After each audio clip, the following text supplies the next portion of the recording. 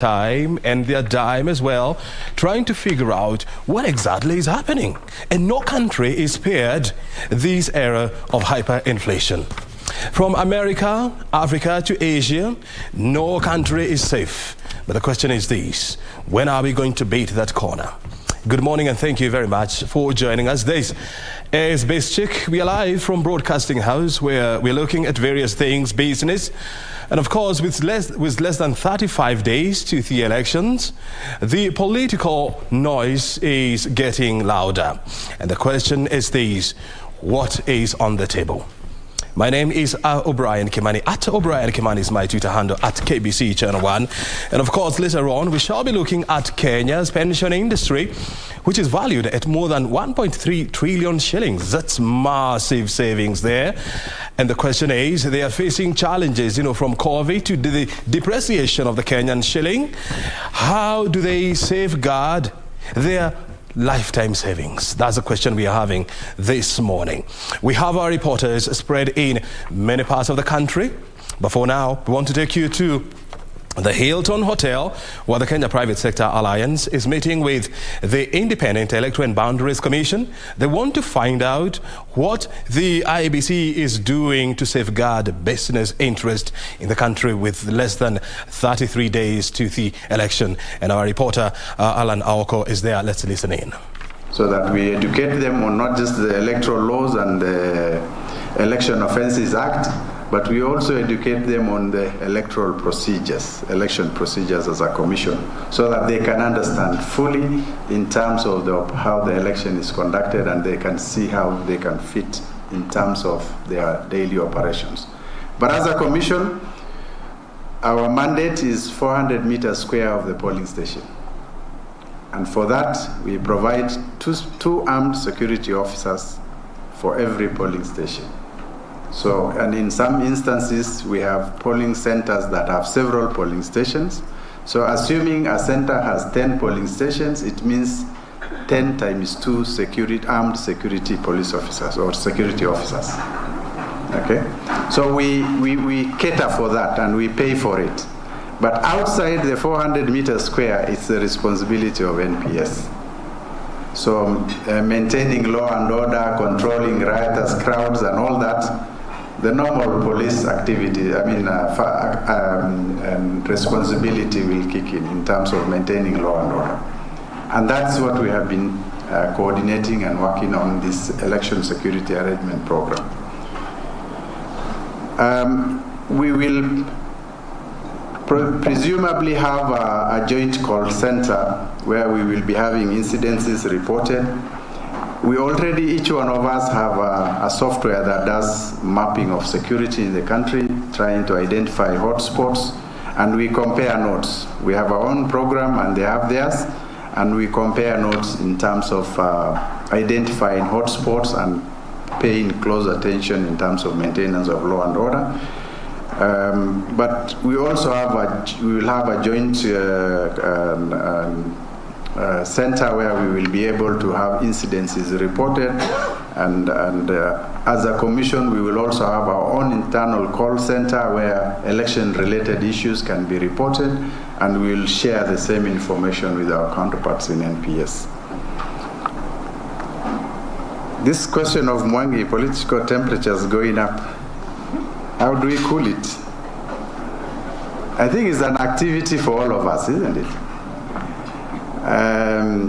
As a commission, we are doing our best by trying to be open and transparent in how we are conducting this election. We've had various media briefings, we have had press releases. This afternoon we are going to have a media briefing, and we have asked our stakeholders, particularly politicians, political parties. We have an open door policy. Please come and share issues with us. And so by trying to be as open as possible, by trying to make sure that our systems are understood, we hope it will contribute to reducing the political temperatures. But we all know we live in a country where election is a do or die, isn't it? And that's where the problem is. we have glorified politicians to the extent that everybody wants to be a politician. Yeah.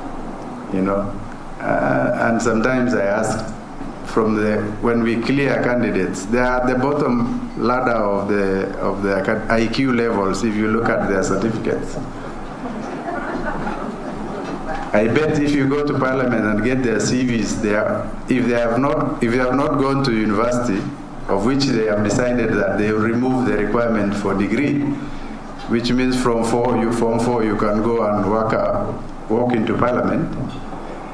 If you decide to go to university, I bet most of them have passes or lower second-class honors.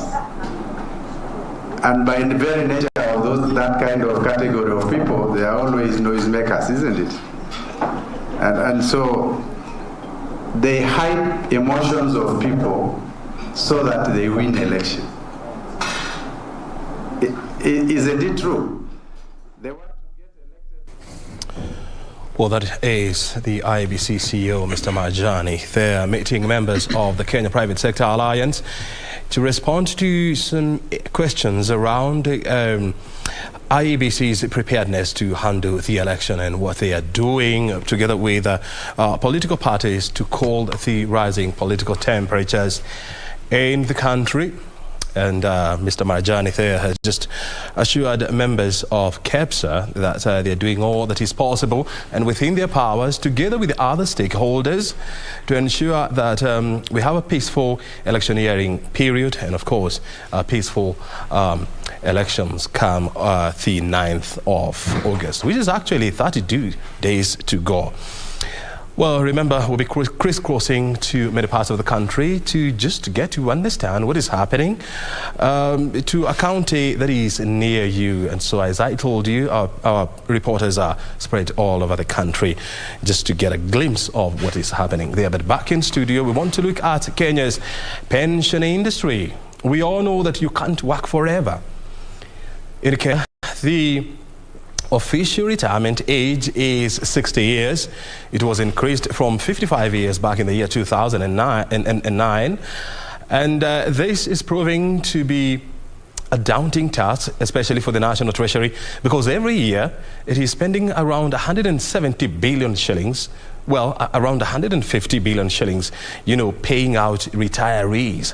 That is significant investment there. How many thicker roads can be constructed using that amount of money? Well, quite significant. So we want to look at Kenya's pension industry, and we're asking ourselves, how has it been impacted by the COVID-19 pandemic? How is it being affected by the ongoing global commodity crisis, the depreciation of the Kenya shilling, as well as other challenges? Well, Mr. James Wanyama is the Executive Director, Institute of Pension Management. He's joining us here in studio to help us with this conversation. Mr. Wanyama, thank you for your time. Thank you very much, O'Brien, for this for this session. So good morning, viewers. I'm James Wanyama from the Institute of Pension Management, and I'm here to shed more light on the pension industry and generally what's affecting the industry and how well can we navigate the challenges. Very good. So, I want to dive into the deep end, and I want to find out from you, what is the shape of the Kenya's pension industry as we stand?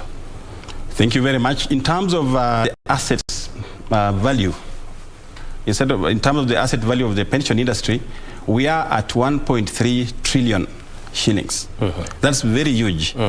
That's very huge. In fact, if you look at what the pension industry can do with regard to the projects of the government, it can be a lot. And that's one of the areas that we are looking at and mobilizing and looking at the private-public partnerships in the way in which this pension industry can be enhanced. But you'll, maybe just to mention that 1.3 trillion, it can actually be more than that. Because currently only 22% of the employed are actually contributing to this pot. 22%? Yes, of the employed people. So you have about 78% of employed people who are not members of any pension scheme? Absolutely.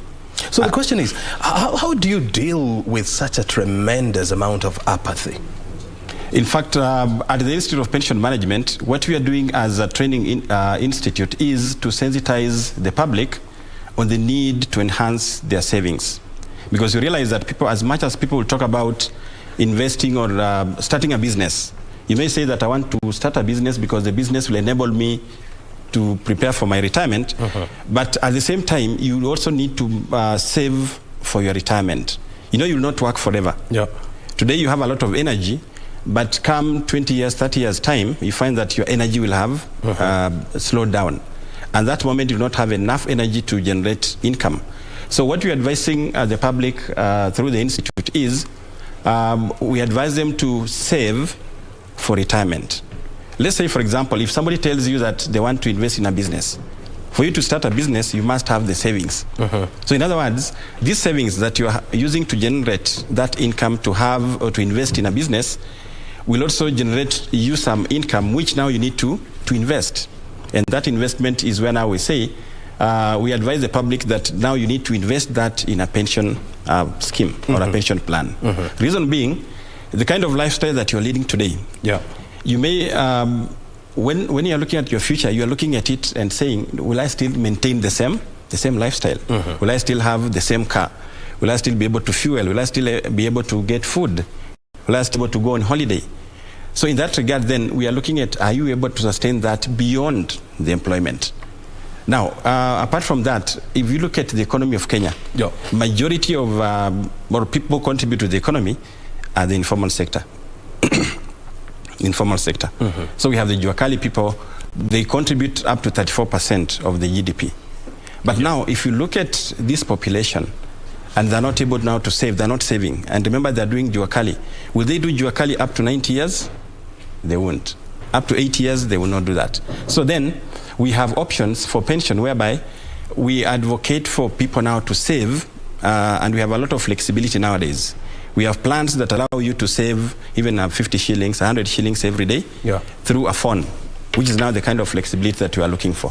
So we advise the public to be able now to look at what is it that I will need to do to ensure that I'm able to sustain my lifestyle, the one I'm having today. Will I be able to meet it in the near future? And the fact of the matter is, I mean, as you age, your capital expenditure, you know, goes up because at some point, you know, you have diseases kicking in, and so you require medication, you require medical review quite often.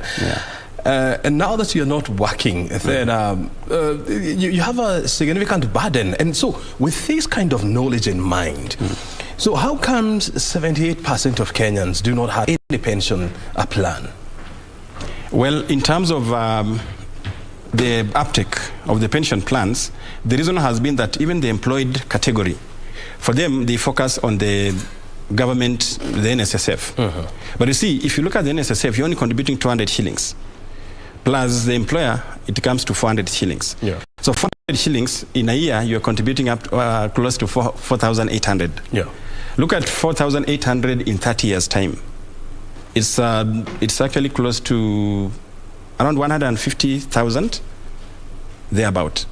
So if you're only getting 150,000 at the end of your retirement, then how will that amount help you to sustain yourself? So it's but of an course issue. This money, you know, is the accrue of interest. Yes, the accrue interest. So at most we are looking at maybe 300,000 or 400,000, which cannot sustain you. Looking at the kind of economic, the living standards that have gone up, you find that you not be able to sustain that. And when you factor in inflation, which is likely to eat into the interest that you earn, then you might find out that you are in the red. Exactly. So and apparently, just to mention, when it comes to even the NSSF, people are not conversant that even the NSSF that you're looking at the end of your period, and that's now for the employed, by the time you actually retire, that NSSF, there has been a challenge with regard to even the payment. Yes, the payment. So people have been dying without even accessing that payment. But then today, as an institute, what we are doing is we are partnering with the Retirement Benefits Authority just to have sensitization to the public on why, apart from the NSSF, we have other pension schemes that allow you now to contribute as an individual. Employers also have their own employer pension schemes. So once you join your employment, you find that there's a particular percentage within which you contribute to your scheme. At the same time, also the employer contributes. So that means your contribution plus the employer's contribution are put together in a pot, which now enables you to access that money after your retirement. But apart from that, there is an opportunity under the regulation for you now to have additional voluntary contribution. That means as much as your employer is submitting 6% and yourself 6%, you have an opportunity to even contribute 10% of your gross salary towards the pension.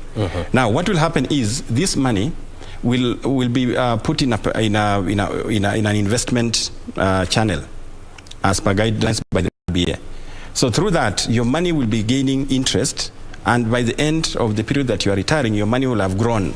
The fund value will have grown significantly, and that will enable you now to meet your retirement benefits at the end of the period.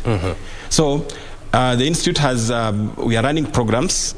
One of them is, we run a program called Fast Check Training. Fast Check Training means that the moment you got employed, let's say when you got employed at the KBC, that's the time that you started your journey to retirement. Yeah. That's what how we are encouraging the public, that's the time that you started your retirement. So yes. What I'm getting from you is your first paycheck, yes, you should start planning for your last paycheck. Exactly. How do you do that? Now, there are ways in which you can do that. One, currently the employers have their own schemes. But if you find yourself in a scheme whereby in an organization where the employer does not have a pension scheme, what you need to do is we have different options, the various individual pension plans which are available in the market. So what you do is now you can contribute directly to that without necessarily having to wait for the employer to do that. And as you do that, you find that your money will be gaining. It will be compounded. At the end of it, it gets now compounded. That's what the kind of communication that we do. At the same time, the Institute, maybe just to mention, the Institute also trains trustees. Now, trustees are the people that are entrusted to manage the different schemes, both public and private, within the industry. So what we do is we enhance their capacity in terms of how are they supposed to ensure that their members get the right information with regard to when they need to start saving, which sort of investment are they looking at when they interact with the fund managers. So all that is now also one of the roles that the Institute does to just enhance that capacity building now to the trustees, because you find that the trustee role is not a full-time employment. So you'll find that trustees are employees in an organization. But now this is an additional role for them now to safeguard the interests of their members by ensuring that the funds are safeguarded and are invested in the best interest of the members. You talked about the issues of, payment of retirees. Yes. And this has been a challenge, especially more in the public service, where you have many employers failing to pay retirees upon retirement. How can this be well addressed?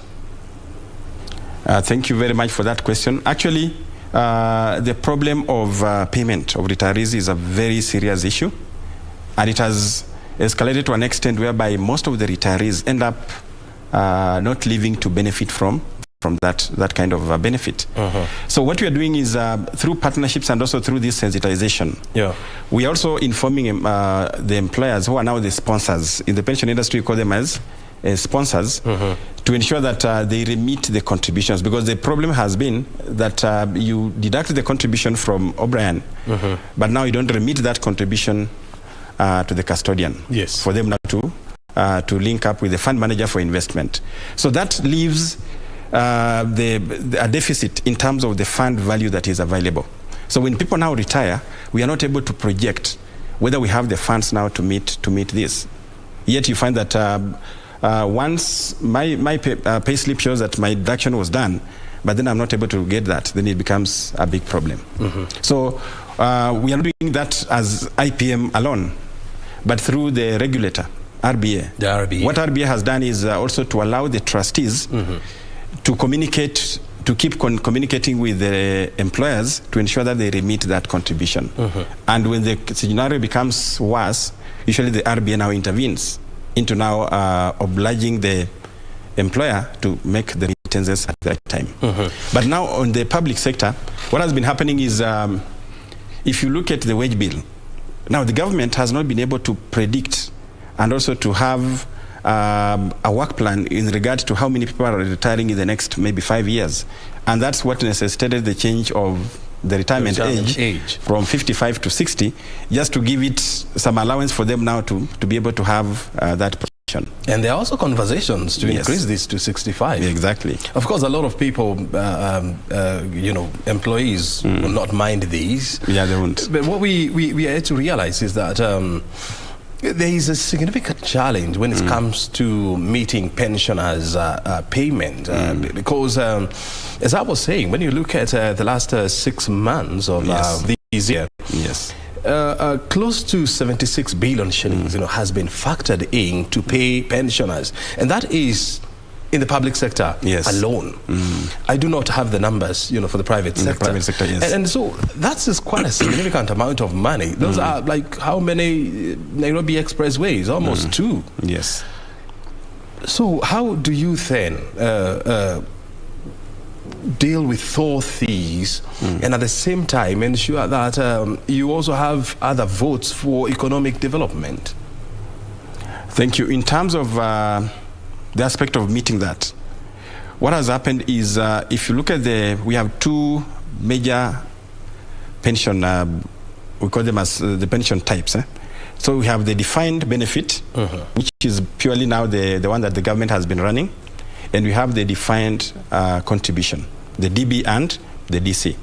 So what has been happening from the last 20 years, now there is that transformation into the defined contribution, whereby now we have the employers and the employees contributing.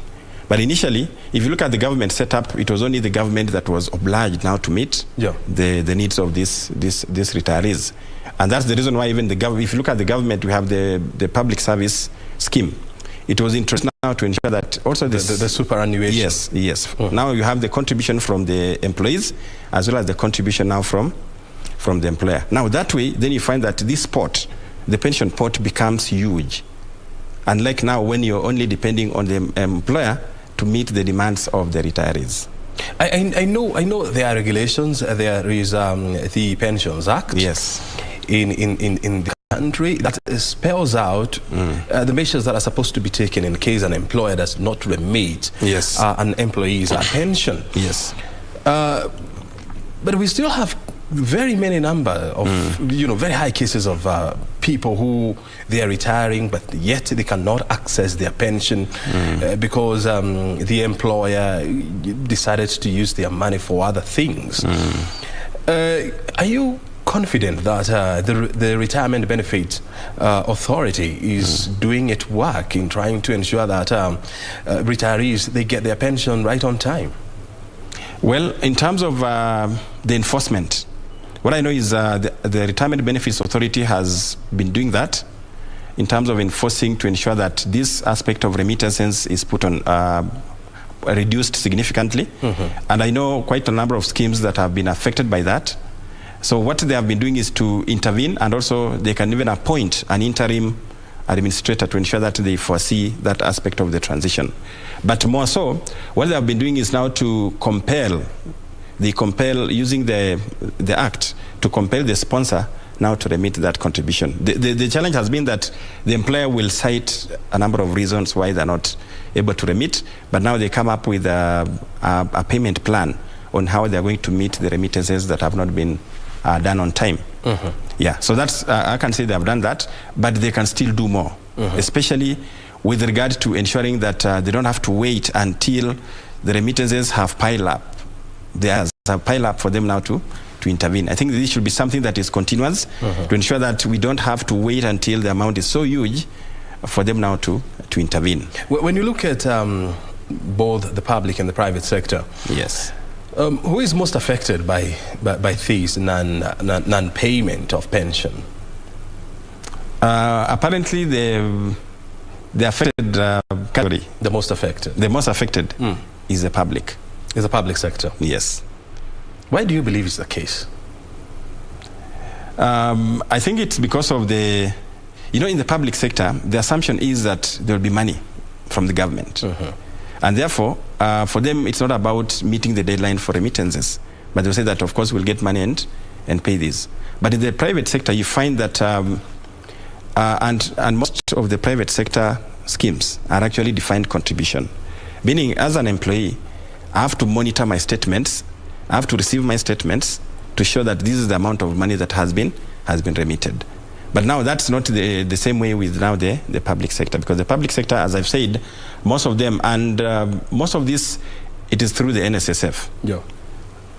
It's only recently that now we are having that change from the people now not looking at NSSF as a safety net for them when they retire. And that's why we are having now the new schemes coming into place. The superannuation. Yes, yeah. Now, you have three categories of employers, within the public sphere. You have the national government, you have state-owned enterprises, and then you have the county government. Yeah. In these three categories, who is most affected? I can say the counties. The counties. Yes. The counties are the biggest culprit. Yes. How bad is the situation at the counties? With the counties, and right now we have the CPF, the County Pension Fund. Now, the County Pension Fund, the challenge that they have been facing is they inherited the arrears from the municipal council, the county councils. And people who retired during this transition period, you find that now they are supposed to be paid the amounts or their benefits from the CPF. But if you look at now the current one also, you find that the people who are contributing now to this scheme are also reduced, because if you look at the county governments, most of the staff are not contributing also to this fund. Because of loss of faith. Yes, because of that. So then it leaves the fund to be underfunded. And that has a very, very adverse effect now in terms of sustainability and ensuring that when people retire, are they able now to have their benefits ready? Yeah. And so how do you deal with this conundrum in a situation whereby county employees are becoming hesitant to become members of CPFs? And on the other hand, counties, they need more money from contributors in order for them to meet the needs of those who have retired, but it's not coming, it's not forthcoming. So how do you get out of this kind of a quagmire? I think in terms of that quagmire, you find the County Pension Fund has been having a lot of interactions with the county governments, the Council of Governors and all that, to ensure that they're able now to enhance the sustainability of their fund. Yeah, I may not clearly give very authoritative statement in regard to that, because what we've been doing as an institute is just to sensitize the members across on which are the best options to do that. But I know the CPF have been doing that, a lot of interaction with the Council of Governors to ensure that they beef up that fund. Yes. So after counties, where do you move to next? Is it the national government? Is it state-owned enterprises? We have the state-owned enterprises. Those state-owned enterprises, because of their schemes being defined contribution, they've actually been able now to meet those challenges. They've been able to overcome the challenge of having to be undervalued at the end of, underfunded at the end of the retirement age. So most of the parastatals have actually adopted schemes that are managed very well. And that aspect of managing them very well is that they have a full board of trustees. Now, the Board of Trustees is now in charge of ensuring that the funds of the members is invested in the right channels, and also they keep on to look at what are the best ways in which these funds can be funded. And at the same time, the trustees are the ones that are now propelling the information to the members on, for example, if I look at by the next 30 years, how much money will I have from the fund? So because of that, if I'm able now to see, if I'm able to project and see that in the next 30 years, this amount of money I'll have, for how long will that money sustain me after retirement. So that's the kind of engagement that they're doing. And we are doing that through the Institute to ensure that they communicate that information to the members. And also as we do the member education to them, that's the kind of communication that we are doing. Yeah. Is it working? It is working. How? It is working because there are certain funds or there are certain schemes that have realized an increase in the contributions. And the reason has been that people are now informed on why additional voluntary contribution will be important at the moment, for them to contribute at the moment, than to wait until they only have 5 years or 10 years to retire, is when they wake up and say, oh, so I don't have enough money to sustain my retirement. Yeah, so it's working, but it's very slow.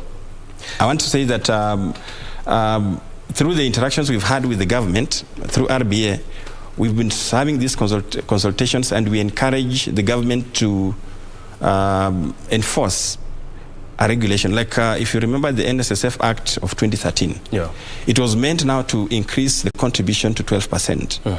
As much as there has been a lot of litigation around it, which has now put a stop to it, but it was a very, very good... It was a noble idea. Yes, it was a noble idea. It is high time that we review the 200 contribution because platform. Right now, even Unga is not 200 shillings. It's much more. Yeah, it's much more. Look, we're having this conversation live from Broadcasting House. Are you a retiree or a pensioner? Are you facing challenges, with accessing your paycheck? Because actually, that's supposed to be a paycheck anyway. That is money that you worked for many years, and it's supposed to help you during your retirement. What challenges are you going through? In which sector did you work in? You can share with me that information, and I'm going to pose that question to Mr. James Wanyama, who is the Executive Director at Institute of Pension Managers. This is a conversation that we're having. I know for sure that many Kenyans are affected by non-payment of their pension by their former employers. And the question is this: how do we mediate out of this crisis? That's a question that we are facing this morning with Mr. James Wanyama. I want to come back to you. There was a time whereby there used to be a lot of hue and cry that people never used to get their savings from NSSF, the National Social Security Fund. Yes. At least these days, you don't hear so much of that. Why? Is it there, or is there discomfort? That is it there what we call the quiet discomfort, or the systems have been strained and up? I think the government has made some strides towards that, because the complaints were just too much. And the strides have been to streamline the process of accessing your benefits, and also ensuring that your records are proper. With the digitization, it has enabled members now to be able to access even their statements. Today, under NSSF, you can be able to access your statement to just see how much contribution you have. But initially, there was a challenge. Even people could not even know how much they're worth at that moment. But what NSSF have done, and that's also what led to now the introduction of the new Act of 2013, was to ensure that they streamline the process of paying out the benefits and ensuring that they have the right information about the members, and to ensure that at the payment period, are they able now to access this. And also the government intervened because most of the people that were affected were from the public sector. Tell us this, for the people who are watching, what should you consider before you decide that I'm going to join this pension scheme? Well, thank you, O'Brien, on that. I think everybody that has money, anytime you have money, you're looking at what value will this money give me? What returns will it give me? But for you to join a pension scheme, the first thing you look at flexibility. If I move from one employer to another, will I still be able to access my benefit? Will I be able to translate that money or to transfer that money to another scheme? That's one of the reasons. So you're looking at flexibility. It has to be flexible, and it should meet the needs of me as an employee. So that's very, very significant. Then two, will it allow me, is that pension plan going to allow me to have, for example, additional voluntary contribution? So I have to look at that, because I'm looking at how can I develop my funds currently when I have a lot of energy. People nowadays, they can do more than one job. There are people even who work at night. Maybe you finish work at 5 p.m., then at night you have another business. So at this time, when you have the energy, then you can use that, the extra money that you make, where people talk about the side hustles. You're using now that money to save through the plan. Because not all of us can run businesses, especially if you're working. Running a business, juggling around business and employment, it can be very tricky. So the amount that you get, you can now save into that. Then the second point, it should be easy to understand. The plan has to be easy to understand, meaning I should be able to know that once I join this pension plan, I'm able now to get my statements, I'm able to understand the processes, and I want to thank the industry currently, because of the industry players. What they have done is they have come up with very innovative ways of people for them to save. You can even now save through M-Pesa. Yeah. You don't have now to go to the bank. You don't have to be through a formal employment. And you don't have to save in the thousands. No. You can start even at 50 bob, 100 shillings. And that's why even that now tends to focus on the informal sector. So that Juakali person who is working and making 500 shillings in a day, or 200 shillings in a day, they can still save that 50 bob. Because, saving is not about the amount of money that you earn, but it's about the amount of money that you are able now to save. Because people, sometimes there is this misconception that for me to save, I need to get 1 million, or I need to get 300,000. That's not correct. Because we look at, are you able to plan yourself and say, in 500 shillings, if I can be saving 100 shillings every day, how much will that amount to? And if you do that, you may not realize the impact that it will have. But if you do that by phone, wait until you look at the end of the year and look at the statement, and you'll be wondered, okay, this is the amount of money that I've saved. But if you are waiting to get enough money to save, you find that it will be very difficult for you. Because there's so many things that we bombard ourselves in life, and therefore we are not able now to just say that I'll put this money in my account, or I just put this money to, some people, when they'll say that I want to keep money so that I can be looking at it. Yet we want money that can... The temptations of spending it is every time very high. Yeah, you'll be going to check and you find that you're not saving anything. And so you can start even by 50 shillings a day, 100 shillings. Yes. 1,000 shillings every day if you can afford. Sure. Because if you are to save 50 bob, per day, then that's how much per month? Yeah, 50 by 30, it comes to 1,500. Yes. If you multiply that by 12, yes, then you have almost 20,000 shillings every year. That's quite a significant amount of money. It is. And so if you save that, for a period of 10 years, so you have 200,000. Yes. And plus interest, you have some beautiful money out there, right? Yes. So yes, now I've made that decision that I'm going to get into a certain pension scheme. What follows next?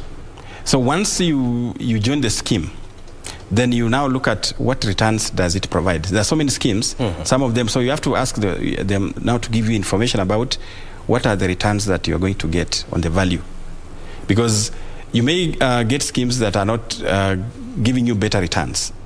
But as I've said, you're looking at what returns will you have. So the good returns is what will drive you into that, and you can only do that if you have information now regarding what are the returns that other schemes or other funds are actually giving. And also the other factor that I didn't mention was transparency.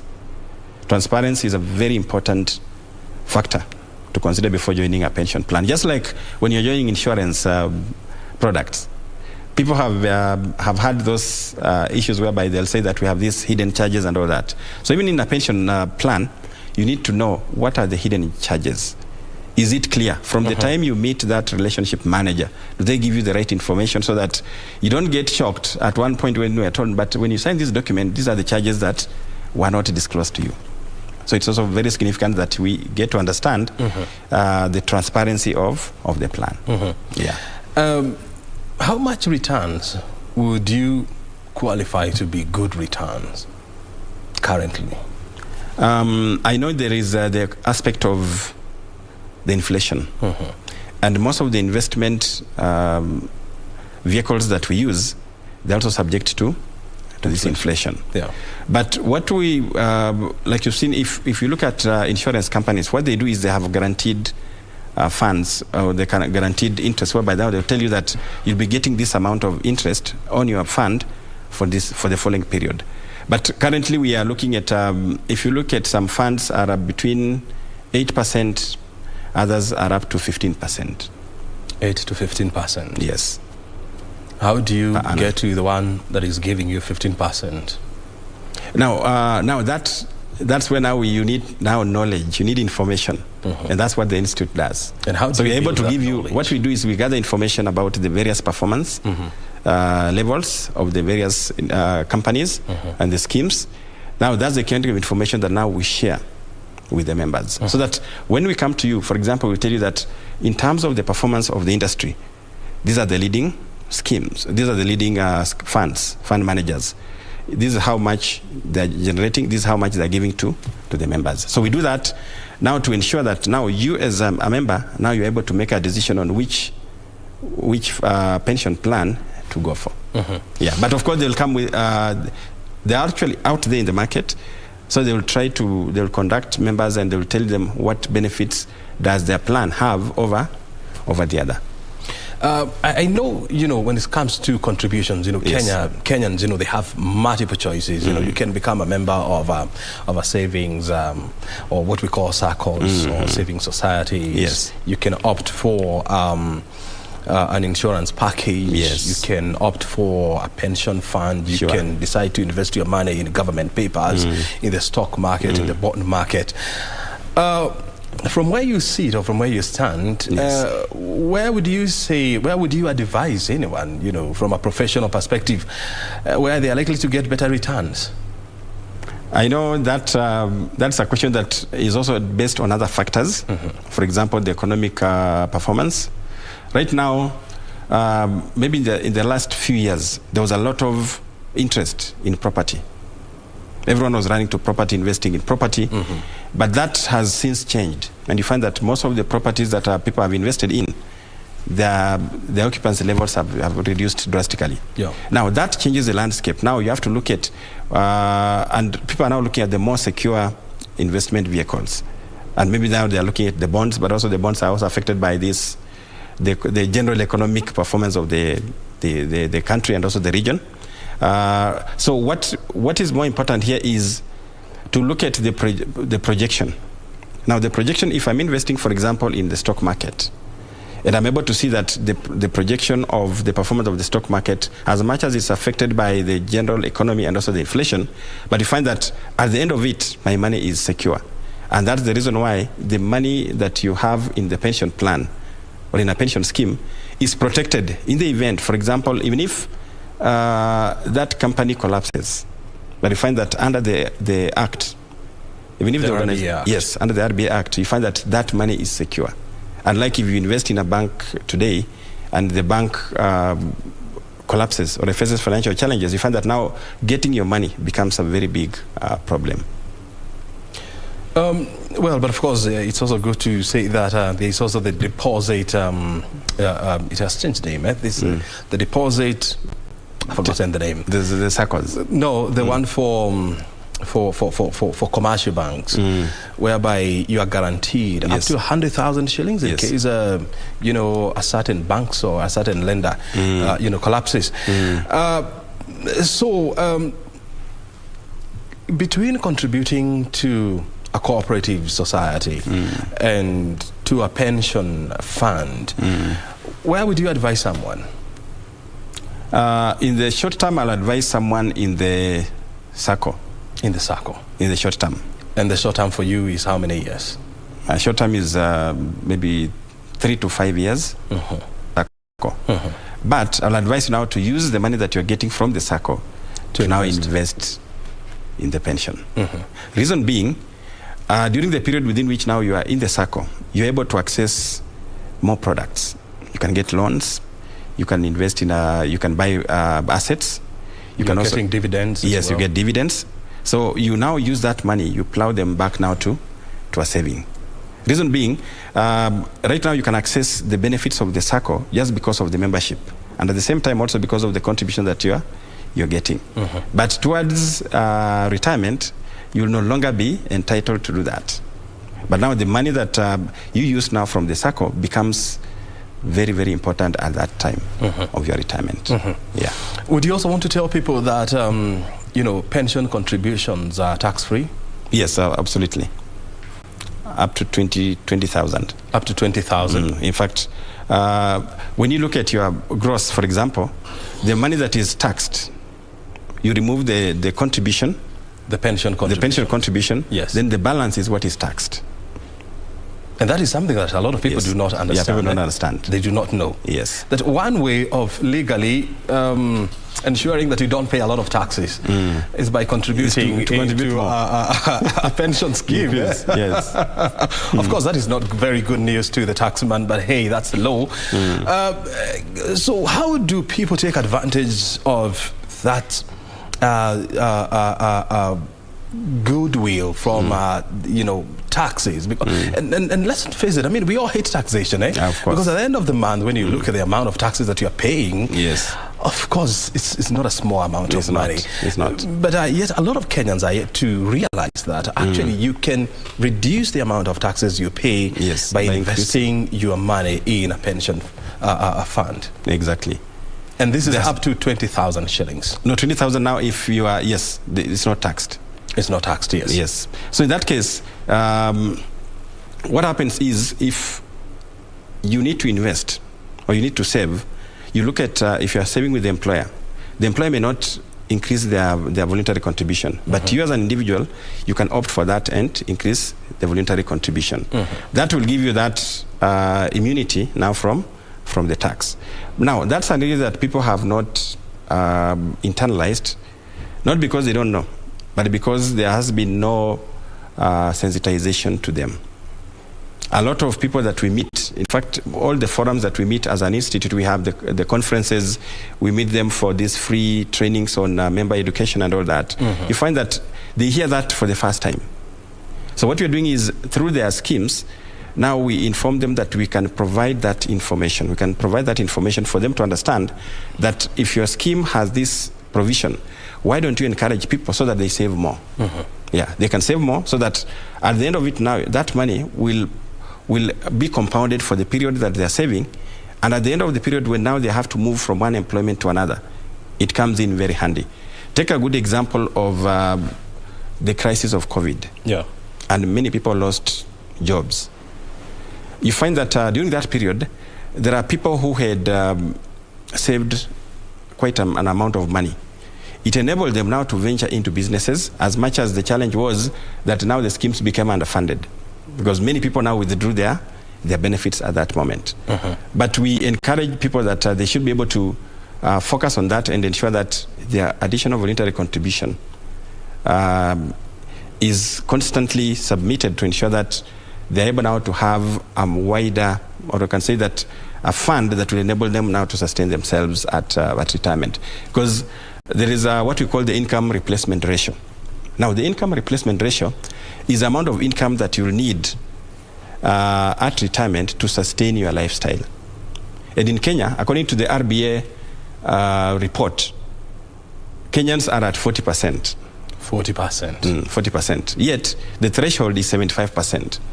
Meaning, you need 75% of your current income to sustain yourself at retirement. But you find that the majority of us, we are now below 40%. In fact, the highest are the ones at 40%. Which means that when you retire, your chances of sliding back to poverty a lot are very, very high. Very high. Very high. Something else that is worth highlighting, I mean, like when you look at, you know, NSSF, you know, the law talks about 200 shillings, you know, and then the employer matches the same with 200 shillings. Yes. But you as James, can you go to your employer and say, hey, I would want to increase my NSSF contribution to 5,000 shillings, for example. Can you do that? Yes, you can do that. You are actually free to contribute that.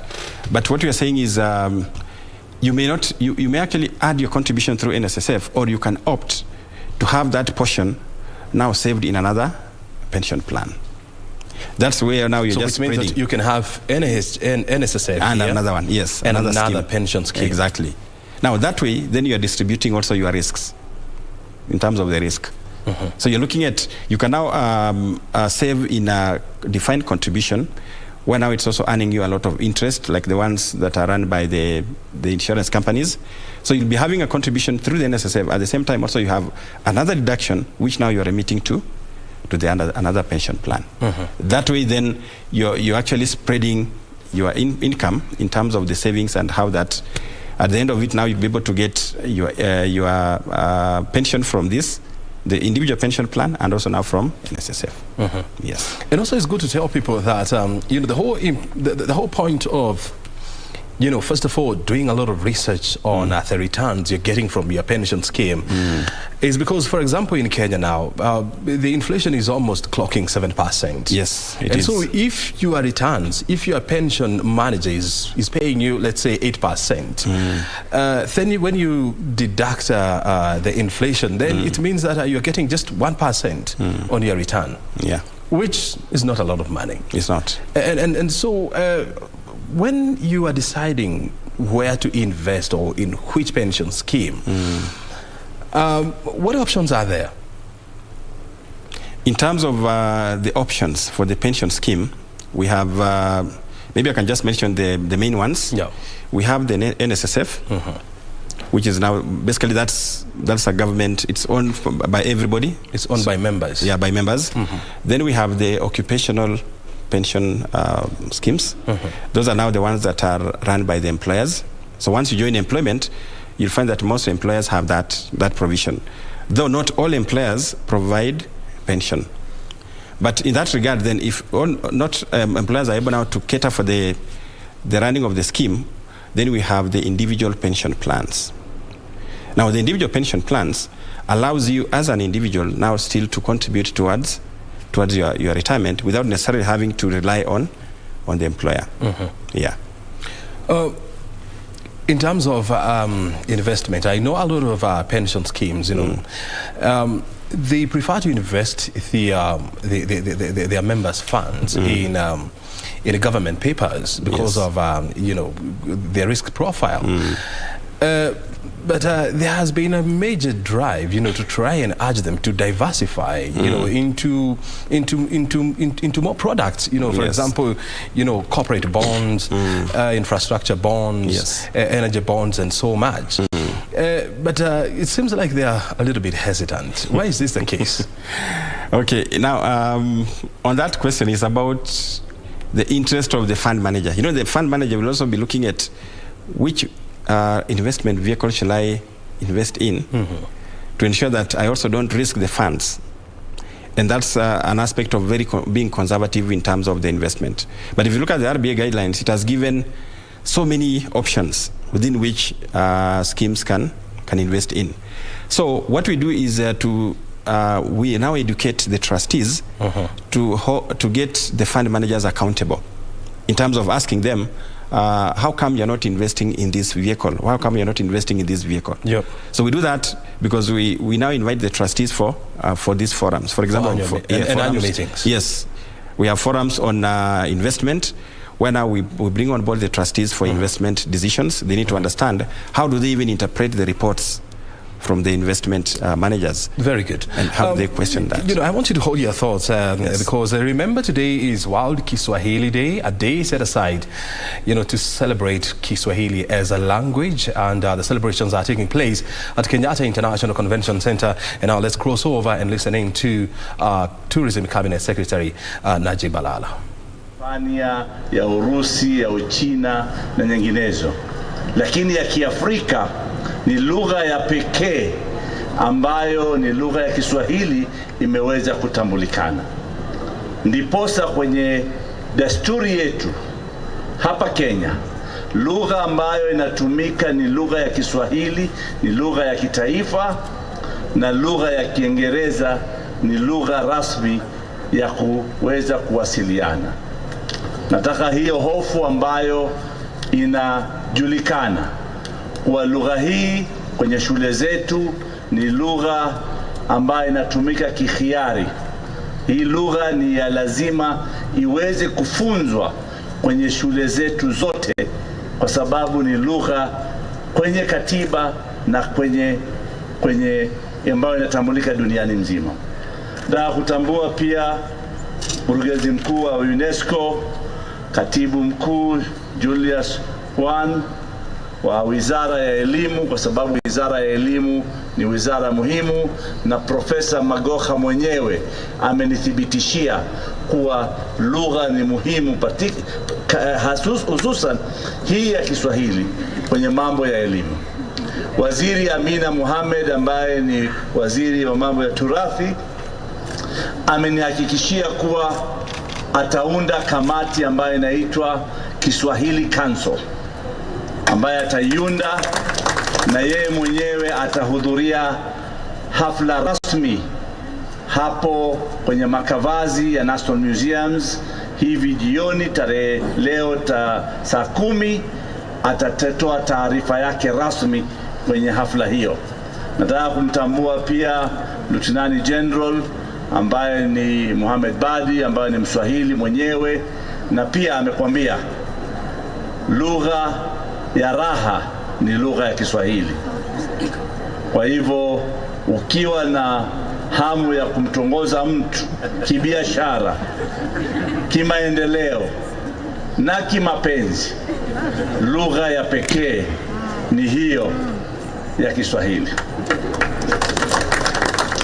Kwenye wataalamu ambao wako na sisi, nataka kumpongeza Profesa Iribe Mwangi ambaye yuko kwenye kamati. Tumeunda kamati maalum ambayo tunaita Kamati ya Kitaifa ya Sherehe za Lugha ya Kiswahili mwaka 2022, na kila mwaka kamati hii itaweza kuendeleza mambo ya Kiswahili, si siku za sherehe peke yake, lakini siku nyinginezo.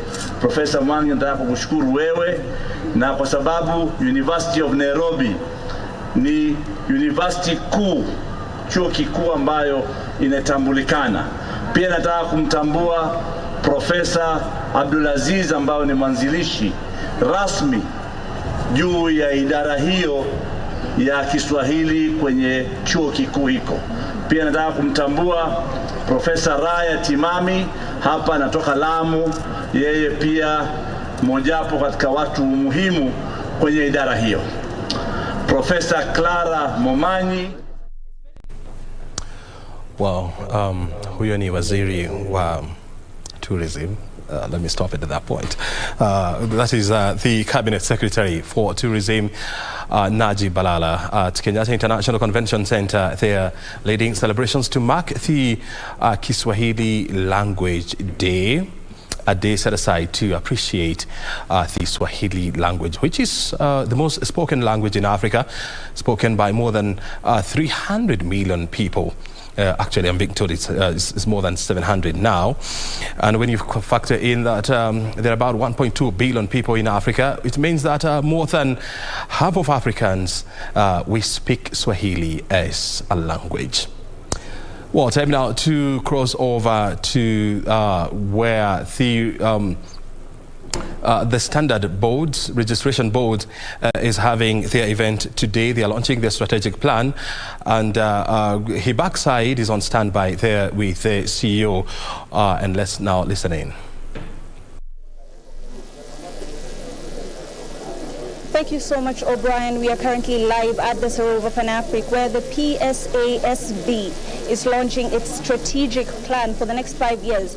That is 2022, 2021, 2022 to 2024, 2025, 2026.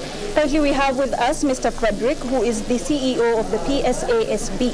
Now, they've said that in the previous strategic launch, they had accrued, or rather, they had achieved 85% success rate. Mr. Frederick, if you could just tell us why 85% and not 100%? What were the challenges that you faced? Thank you very much for having me on KBC. The 2014, 2015, 2020, 2021 strategic plan went well with an 84% attainment rate. That is a fair attempt. But as you always anticipate, there could be variation in terms of the capacity coming in to ensure that the strategies are implemented well. That was the inception strategy. So there was the learning to be undertaken by the new team. Point number two, it was the very year that we were getting to report. It was on the basis of that strategy that we're reporting on the basis of international financial reporting standards. So there were learning lessons as well from the board's point of view, and at the same time from the reporting entities' point of view. We spent a lot of our time trying to capacity build the reporting accountants on the structure and the flow of information under the new reporting framework. And as that then cost us a bit of time and did not then make it possible for us to attain 100% success rate in terms of implementation of that strategy. Point number two, financial resources it was a limiting factor. The board came within the point within a time frame when the global economic activity wasn't as good. So revenue performance was not as good nationally, and hence that also contributed to a bit of slack in terms of attainment of the strategies that we had set out in that strategic plan. Now, you've spoken about taking up an accrual accounting method or strategy in comparison to a cash accounting system. What are some of the challenges that you could find, considering that you want to take it up by July 1st, 2023? Is that a bit too ambitious? The board has taken the decision to transit the remaining pockets of public sector from cash accounting to accrual accounting. We are moving to the next phase of engaging the National Treasury as the chief implementer of the standards issued by the board on how best we can fast track the process of that adoption. Pre-1st July 2023, we have preparatory steps that we are taking that will contribute into the kick-off of the July 1st, 2023. Firstly, we are engaged in terms of establishing a stockpile of the assets and liabilities, and that has been enabled through the approval and adoption of a national assets and liabilities management policy. So from a global perspective, we are then saying that the entire public sector is then engaged in a process of identifying, valuing and recording their assets in readiness for the July 1st. Point number two, we are at the phase of capacity building. So the board and the National Treasury is engaged on a robust capacity building drive so that once then the effective date kicks in, then we would have the critical mass to drive this reform agenda to some level of success.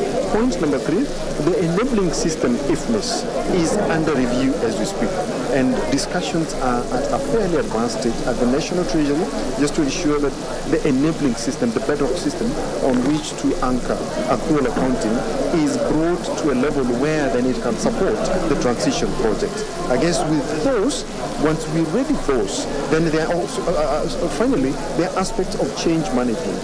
The attitudinal challenges, we have initiated processes just to ensure that there is a general shift of mindset across the economy, from policymakers to implementers of policy, so that as and when we then go live, then everybody will be the same. I think with those critical steps, we see a brighter path to implementing the whole project to some level of success. It has been demonstrated globally that nations have taken much longer. The developed world, if you do the literature review, there are some, New Zealand, it took them close to 10 years to perfect accrual accounting. The UK took them about 7 years. So it's a journey. We do not expect it to roll out in a perfect mode come 1st of July, should that decision be firmed up. But we are saying that we will be making steps critical to ensuring that ultimately, after the 3 years transition period, then we're presenting perfectly accrual accounting, accrual IPSAS compliant sets of financial statements. That will facilitate consolidation at some point in time. Now, finally, just to wrap it up, you've spoken about, or rather the chairman had mentioned that after every year, PSASB will be checking in to see if the accounting methods are being taken up, if the strategy is being taken up very well. Is this new strategy going to help in the adoption of accrual accounting? It will, and we have done it in the past.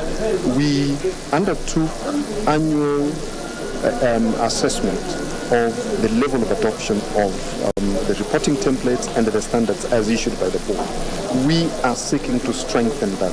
We are seeking to create functions within the board whose jobs would be purely to look out and sit with the reporting entities and take them through. We do not want to wait for an annual event. We are looking at a continuous engagement with our reporting entities to support them where needs have been identified, so that we then adopt this continuous improvement style of enforcing the standards.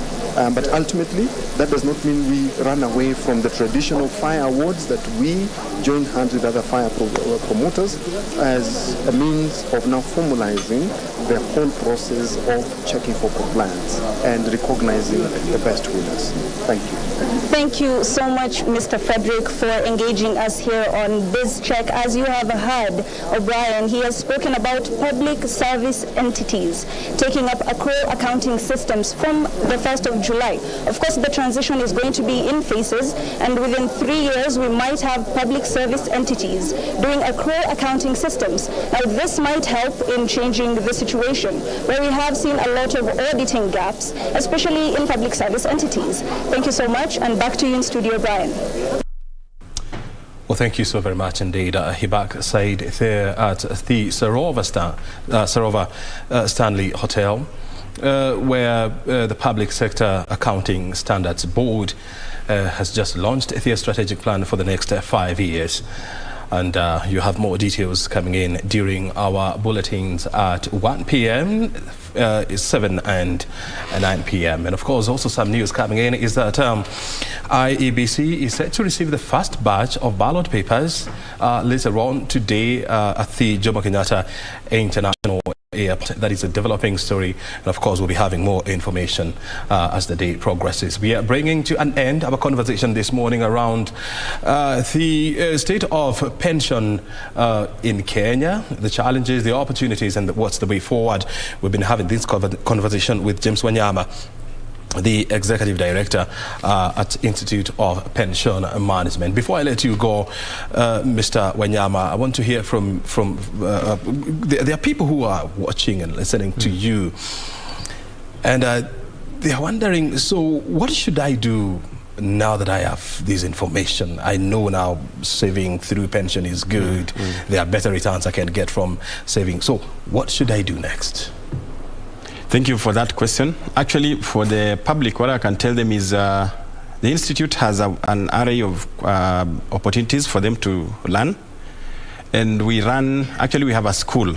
We have a school of management. And in that school, we run short programs that enables people to get knowledge and just enhance their capacity in terms of what investment opportunities can they look for, how they can save, which opportunities can they look for, and generally, we're also looking at how do we build saving culture at the lowest level. So right now, we run the programs, even the certificate courses, diploma courses, and higher diploma courses for people who have just left, who have just joined tertiary institutions.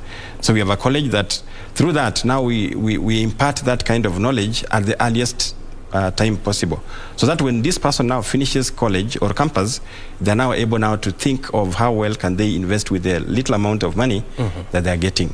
So I'll advise that if you have any yourselves, I want to call upon the public that they can access our programs, because the programs are online. It's now easy for you to gain that kind of knowledge and that kind of information so that you make informed decisions. Very well. Yeah, all the way from the young people who we talk about the quarter life crisis, whereby they're not able now to determine. For them, it's not about retirement, it's about today. Because they talk about you only live once. But we are advising them that living once today will also require you to live once tomorrow. That's right. And that means that you need to have the right arsenal for you now to propel yourself into the future. Good. Yes. Wanyama, thank you very much for your time this morning, and of course for sharing with us your insight around the pension industry in Kenya. Thank you very much for having me. I'm glad. Well, our conversation this morning in the first hour of BizCheck has revolved around pension, how to save for your future, and of course what you need to do in a bid to ensure that you maximize on the returns around a pension. Well, my producer is telling me that the ballot boxes or the ballot papers are finally here in Kenya. They have landed at Jomo Kenyatta International Convention Center. As you can see on your screen, you have IEBC officials inspecting these critical documents to ensure that indeed they are the ballot papers that are going to be used during the August 9th election. And so from here, this is the first batch. That's what I'm being informed. I don't know how many more batches are expected to land, but the fact of the matter is what you're seeing on your screen are members of the Independent Electoral and Boundaries Commission, as well as our security officials confirming the batch numbers of those ballot boxes. And these are the papers that we are going to use, or the ballot papers that we are going to use to decide who is going to be Kenya's next president, who is going to be your governor, your senator, your woman rep, your member of parliament, as well as your member of county assembly. That is IEBC Chair Wafula Chebukati being briefed on the ballot papers. Well, this is breaking news, definitely, that the first batch of ballot papers has just landed at Jomo Kenyatta International Airport. We have the live feed on your screen, and that's IEBC Chair Wafula Chebukati being briefed about the ballot papers. This is an exercise that is expected to continue for the next couple of days as we head to the general election in about 32 days from now. A lot is happening, and later on today, the IEBC is expected to brief the nation on the preparations that they have put in place to ensure that we have a free, fair and a smooth election come the 9th of August. It has been a cutthroat competition between various political actors, and so the onus is on IEBC to ensure that the country votes peacefully and the winners are declared in a free and a fair manner. So if you're just joining us on your screen, that is IEBC officials together with other stakeholders confirming or just inspecting the ballot papers, the first batch of ballot papers that has just landed at IEBC, at Jomo Kenyatta International Airport. More are expected later in the day. And as I was telling you, we expect the IEBC Chair Wafula Chebukati to brief the nation on election preparedness, bearing in mind that less than 32 days to go to the general election. So you have been watching BizCheck live here from Broadcasting House. The first hour is over, and the second hour will be also coming up, where we'll be looking at fertilizer usage in Kenya and how to upskill SMEs and young people inclusion in the agribusiness. Well, if you have just joined us, we are live from the Jomo Kenyatta International Airport. The first batch of ballot papers has just landed at JKIA. Officials led by Wafula Chebukati, the chair of IEBC, as well as various security agents, are inspecting those ballot papers to ensure that they meet the criteria set out by the IEBC. This is the clearest signal that finally, after many years, after many months of campaigning, that season is almost coming to an end. It will be very interesting to actually see who is in those ballot papers. And so far, for the president, we know that 4 presidential candidates have been cleared by IEBC. That is Azimio flag bearer Raila Odinga, Kenya Kwanza presidential candidate, that is Deputy President William Ruto, the Agano Party wa Mwaure Wahiga, as well as Roots Party Professor Wajakoya. Those are the 4 presidential candidates who have been certified and approved by the Independent Electoral and Boundaries Commission. There are thousands more in terms of members of parliament from various political parties, as well as independent candidates, governors, senators, as well as members of county assembly and woman rep. And so the numbers are going to be huge. But IEBC has been very clear that they are up to the task. They have so far conducted how many elections? 2 elections, actually 3. In 2013, 2017, 2018, and now this is going to be their 4th election, general election under the new constitution. And the IEBC chair, together with his brigade, have been very adamant and very forthright, saying that they have put all measures possible to ensure that the country delivers, or they deliver, a free and a fair election.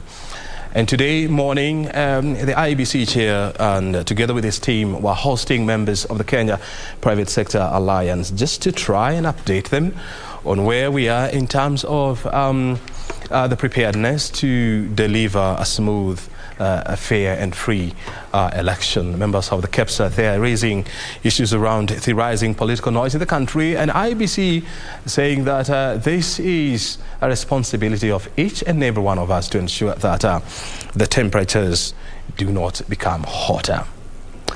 Well, if you're just joining us, you're watching Biz Check, but for now we are live from Jomo Kenyatta International Airport, where in the last 15 minutes, the ballot papers for this year's election have just landed there. We have seen various members of the IEBC, led by the chair, Wafula Chebukati, the CEO, Mr. Hassan Marjan, among other commissioners. They're inspecting those critical documents, a clearest sign that finally we are about to be that corner come the 9th of August. More ballot papers being offloaded from those freighters at Jomo Kenyatta International Airport. And so later on, we expect a brief from Wafula Chebukati. I understand he's going to brief the nation about these ballot papers. And he's also expected to brief the nation in regard to the preparedness of the IEBC in conducting this election. So a lot has been done in terms of upscaling the security apparatus in this country to ensure that there are no cases of chaos as we go to the election. And more than 150,000 security officers drawn from various branches like Kenya Wildlife Service, Kenya Police Service, the General Service Unit, the Kenya Prison Service. They have been they're going to be tasked with ensuring that there is maximum security for voters and for those ensuring that the elections are conducted.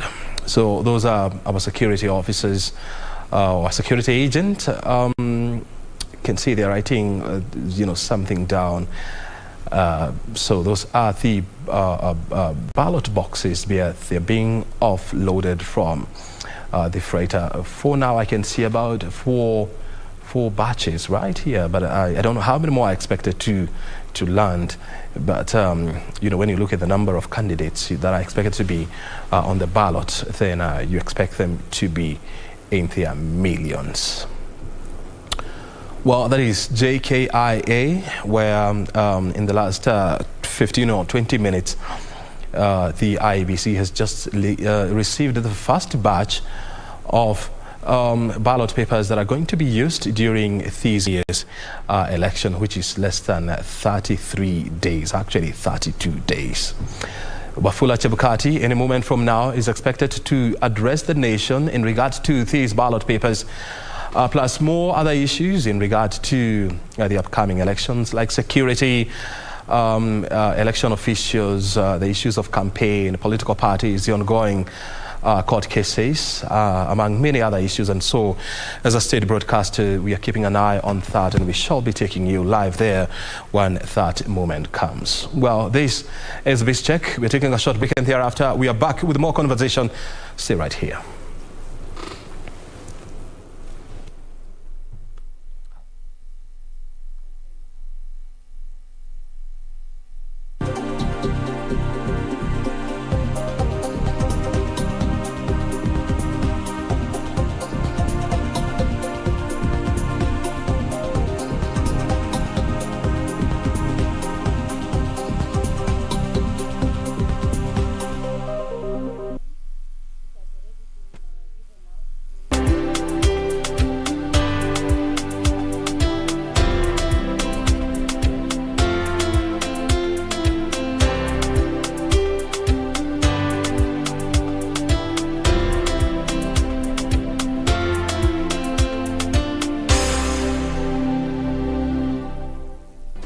Do you have a news story to share with KBC?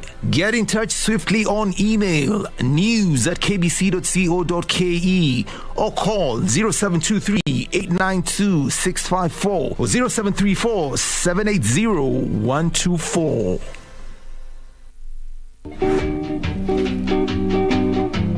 Brother, talk of the devil, the Satan it disappear. You are alone and mad. Abana sina mati. No, na kwa asikiki kizungu. Ajui kizungu. Kwani wamesahau ile kitu alifanya? So kielele ni nini mmeleta hapa kwa koti? Kielele? Please, can you move water? Wewe anajifanya ofisa yake leo wewe anaita mimi kielele. She is losing my temper now. Yes. She is losing my temper. Because you seem you know English better than me, isn't it? Nonsense. Ndakachapa kanalia nini sasa? Faini ni ngapi umesha? Hakuna faini, mmefungwa bila faini. Hakuna faini? Hakuna. Nishasema nini? Ngoja tuna discuss na mama. Tuna discuss. Sasa mbona?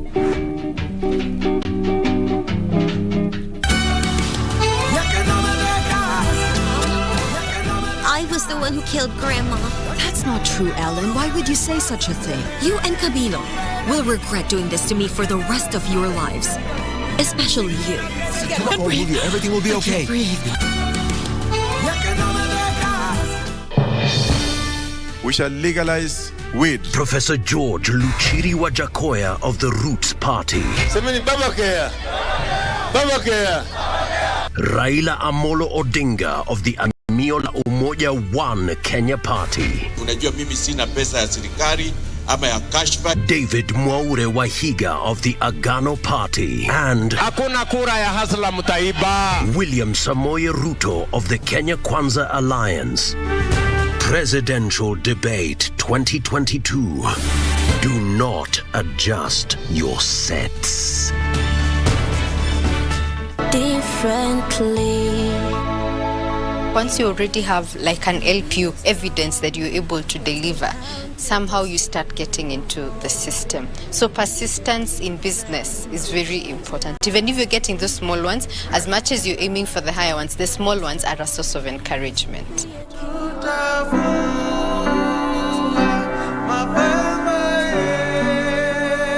I can see the results in the students' eyes.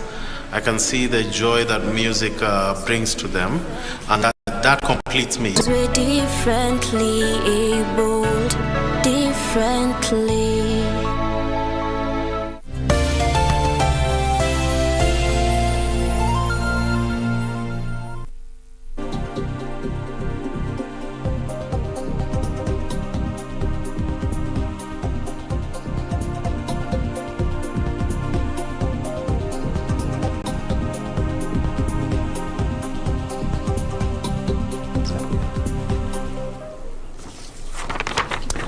Welcome back. You're watching BizCheck live from Broadcasting House. And of course, if you're just joining us, we just want to update you with the latest in regard to the election 9th or the 9th of August elections, whereby, ballot papers have just landed at JKIA. If you allow me to take you through what exactly is contained, I can see the ballot papers are labeled according to the numbers, and ballot paper or ballot ballot number 0287, you have the constituency.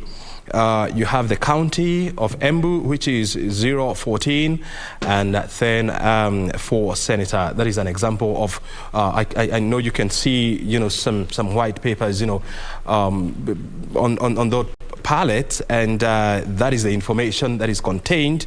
The senator, for example, the 9th of August 2022, the county, the constituency, and the number of boxes, and the ballot number. So that is the information contained on that white sheet that you can see on those ballot boxes. So let's now get into the next hour. And remember, we are keeping an eye there. IEBC officials are expected to brief the nation. And of course, we shall be going live there once that briefing starts. So let's come back to the studio, and I want to have a conversation around fertilizer consumption and, of course, upscaling SMEs in the country and ensuring that we encourage more young people to join agribusiness. We are joined by Subhashini Chandran. She's the Vice President of Social Impact at Yara Africa. Thank you very much indeed, Subhashini, for finding time to be with us here. Thank you. So why is it very important that, we encourage more young people to join agribusiness? Great question, and very, very sort of relevant for Kenya today. I think maybe I take a step back to share some data which might be familiar to many people, but it's probably good to remind ourselves, O'Brien, that we're a young country. Kenya is a young country. So 75% of the population is under 35. Yeah. And 40 to 50% of that population is engaged in agriculture one way or the other. Not necessarily by choice, but that's where the jobs are in the informal economy. So if we don't find ways to improve incomes within that sector, I think it's going to be very hard for us to address the unemployment problem and decent jobs for youth. And we see agribusiness as an aspirational, positive step that can attract young people. Today, young people don't necessarily think of farming as cool, as viable. Everyone's looking to come to the city and do other jobs. The problem with that is, as an economy, we're growing. We've grown tremendously over the last 30 years, but we're still growing, and not growing at the pace that young people need jobs. But in agriculture, we can find it. So therefore, from where we sit as Yara, as a business in this country that really is betting on the growth of this country, we think that agribusiness can be a very, very good way to attract young people to be more entrepreneurial, rather than go look for salaried jobs. Have the courage to branch out, do your own thing, and be able to make a viable income and serve the market, which is really farmers. That's 50% of the population here engaged. So if you can serve them and make money out of that and be vibrant, you're contributing to the country's growth. You have a career and job prospects, and it works for everyone. So we think it's really important. Subhashini, the average age, and this is something that has been talked about, the average age of a Kenyan farmer is 65. I mean, that is a person who is almost retiring, or if they have not retired yet. And so, if not enough measures are put in place right now, Kenya is likely to get in a serious food crisis, actually a bigger one than the one that we are in now. And so the future of farming, the future of agriculture is in the hands of young people. And so what kind of a framework should we lay down to ensure that more young people are attracted to agriculture? Yeah. So there's some recent data, and this is very nuanced, so I'll put a caveat there that says the average Kenyan farmer is not so young. You have 64. That's a data point we've heard a lot in many of the multilateral databases. But your country is young. And therefore, those young people who are in rural areas, who are not employed in urban areas, are also in agriculture. So though the head of the household, the owner of the land might be 64, young people are farming. So what is the average age of the Kenyan farmer is a question that's now come back on the table. And some recent research says they might actually be a lot younger, because in every farm there might be 3 to 4 people part-time farming, and they're all farmers, except the father, the land is in the father's name and he's the head of the household, but he's not the only farmer there. So your question is pressing because they're already farming. and they don't want to be farming, and they're not making enough money farming. So a framework is important. And here I think I really have to spotlight the government, because we need transformation at that level. So we've got to think about agriculture, young people, our economy as part of the transformation agenda for the country. And understand that, you know, it's interlinked. So if we grow and if we're productive, there'll be more decent jobs. If people are productive, there'll be more growth. So we need to tackle both together. And the government needs to really put in place two aspects. One, some infrastructure support. Yes. Because at the moment, even what we're producing between urban and rural is not reaching, is not being consumed. There's a lot of waste. Yes. So how do we reduce post-harvest losses? How can we create more pathways? Which runs to almost 25%. Eh? Exactly, exactly. So that's just, it's obscene, O'Brien. Like that kind of waste. So, and with some infrastructure investments, if we can plug that, that would be amazing. And it becomes public investment. It's a job of government, and then private sector and others. You know, if they incentivize and invite, then all of us are also duty bound to come in and support that. But we need that sort of infrastructure. In addition, and what kind of infrastructure would you be looking at? So supply chain improvements, warehousing, timely transport. Then sort of on the finance side, what we're seeing is farmers today need more knowledge, right? But on the back of the knowledge, they need to have enabled access. So if we think, even if we take fertilizer, which is a sector that I belong to and I'm part of right now, how can they access affordably? With climate change, you take a loan, and if there's no forgiving mechanisms and one season is flat, either because of the weather or other issues, they're not able to pay back, they're back in poverty. So we need infrastructure, physical, around, you know, sort of post-harvest losses, supply chain, transport. Then on the other side, we need infrastructure around knowledge, finance, you know, new models that can help people access money to be able to run agribusinesses, but also to invest in their farms and create more jobs. So all of this needs to be part of the government's economic transformation agenda. So it really comes back to that, right? And then, of course, there's another whole conversation around skills to be had. So the framework needs to be policy changes, highlighting economic transformation, infrastructure support, and then some policy that's related to youth and women, because we need to incentivize them. And that we get into a tricky area, right, around land reform. How do we allow and encourage more women to participate? So we need some reform there too. And what incentives do we give young people to bite the bullet, take the risks, and get involved more in agriculture? So incentives on the policy side in those softer areas also very important. And what is the role of the private sector? I think significant. Big private sector worldwide is a massive creator of jobs. It's what we do.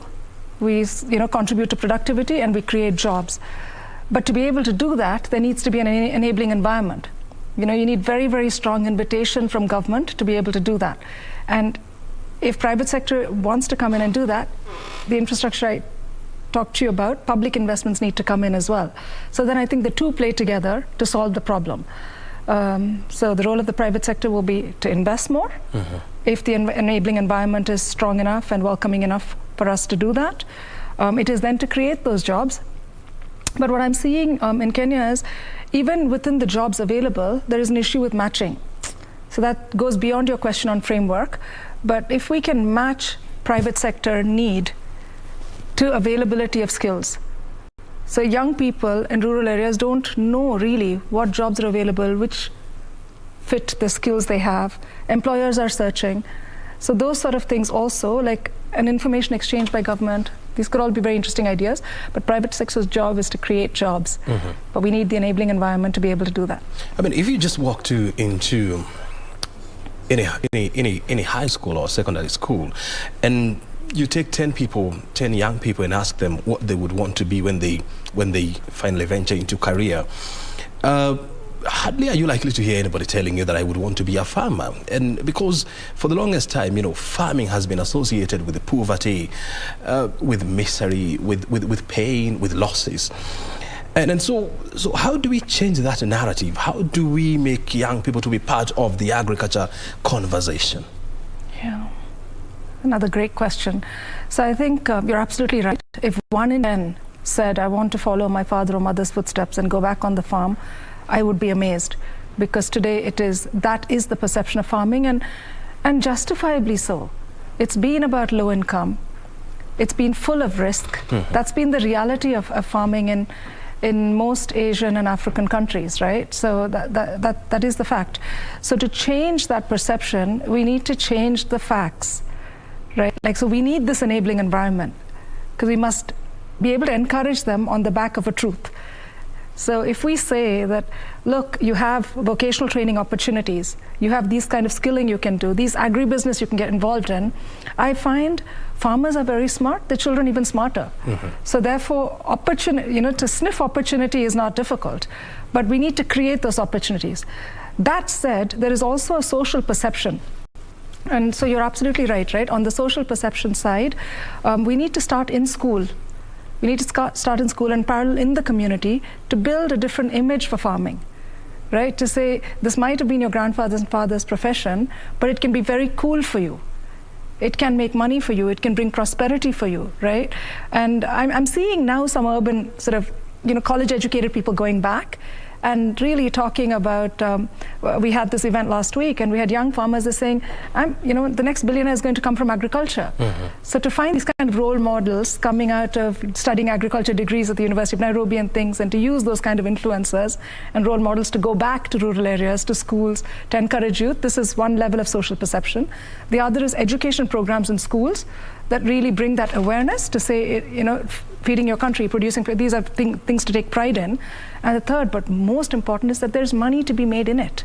And this is how you can make it. There's money. There's money to be made. And so we need to be able to pass that message and then show the way as to how that could be done, which is where agribusinesses, small businesses, these things become very interesting.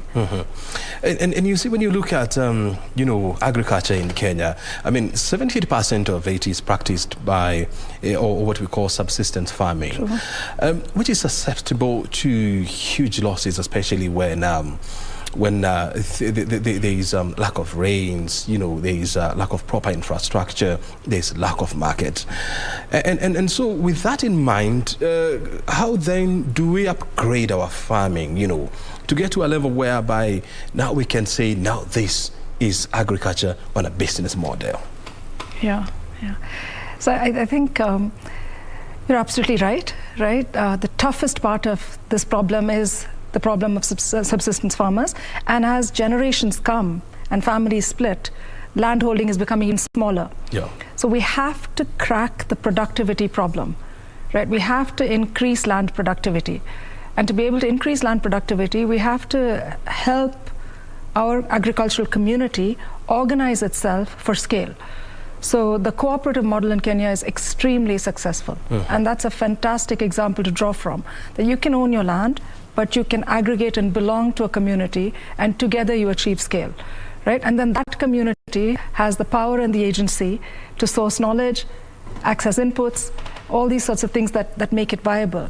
So I think there are smallholders, and then within smallholder subsistence, right? Even if we tackle the smallholders first, that population itself out of this subsistence is quite a lot, what I call sort of the top of that cup, and move them into some forms of organizing, self-organizing, consolidation. I think that could be one way of getting them to be viable economically and to scale. Here we have good policies and good support in Kenya, and I think we just need to do more of that. Like, we need a cooperative bank 10 times the size of the co-op bank.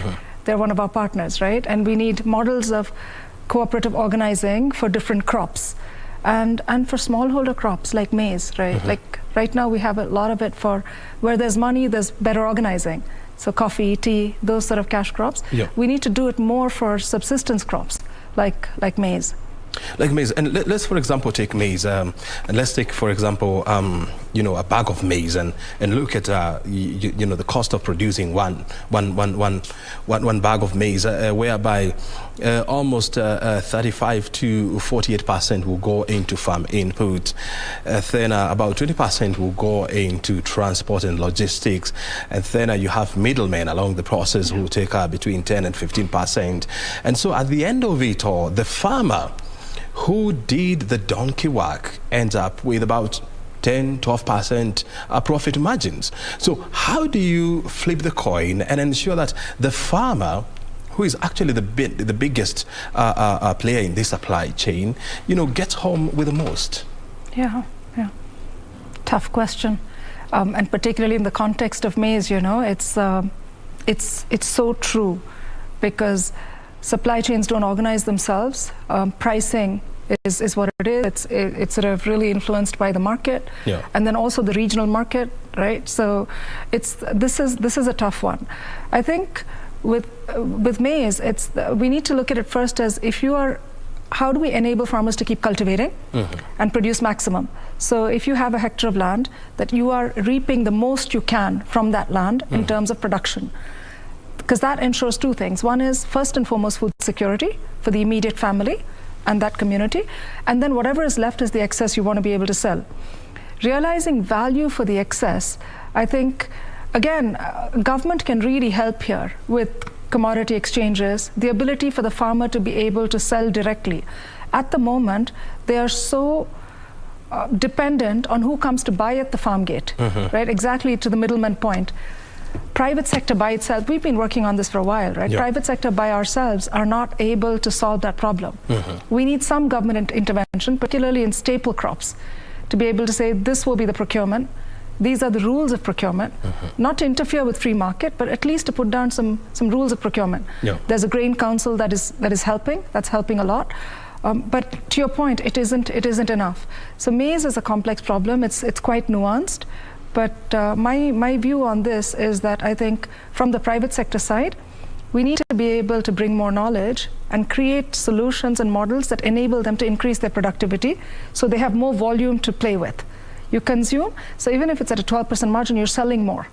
At the moment, there's not even enough to sell to make money beyond your own consumption. Often that's the problem. So I think we can contribute on the productivity side with knowledge and solutions. And I think government can contribute with really trying to see how they can not regulate procurement so much as guide it, right? So that farmers have more discovery without middlemen, because that's a big part of the problem. So margins are made there. What lessons can we draw from India? I mean, where you're from? And look, I mean, with a population of almost 1.4 billion people, that's a significant number of people. And the onus is on the government to ensure that there are proper regulations, there are proper framework, the right infrastructure in place to ensure that these people are well fed. So what has been done in your country to ensure this is successful, and what can be borrowed and implemented here in Kenya? So for the government of India, successive governments, not just one, food security and self-reliance has been top of the agenda. Right? So over the last 30 years, that's exactly what they've achieved on the back of the Green Revolution. It comes with other problems today, and our soil is in such terrible condition. But in terms of feeding the country, exactly, the staggering billion plus, right? The government has very, very good infrastructure. Part of it is what I referred to earlier about public investment in storage and warehousing, procurement. So, products like wheat, which are staples. There's a very sort of well-organized system of public procurement, which then feeds, a system of rationing that reaches across the country. So there is from that angle, there is a food sort of security net in India. It's working well for that size of population. I think Kenya is, it's such a vibrant economy, the government doesn't even need to be that bold, right? It just needs to maybe come halfway towards a solution like that. You have an educated population, you have a very smart population, you have a young population. India has a mix. We also have a young population. It's a much bigger country. The diversity and challenges are many more. I think here the potential is so much. With half that government intervention and support, Kenya will go much further to solve its problems much quicker.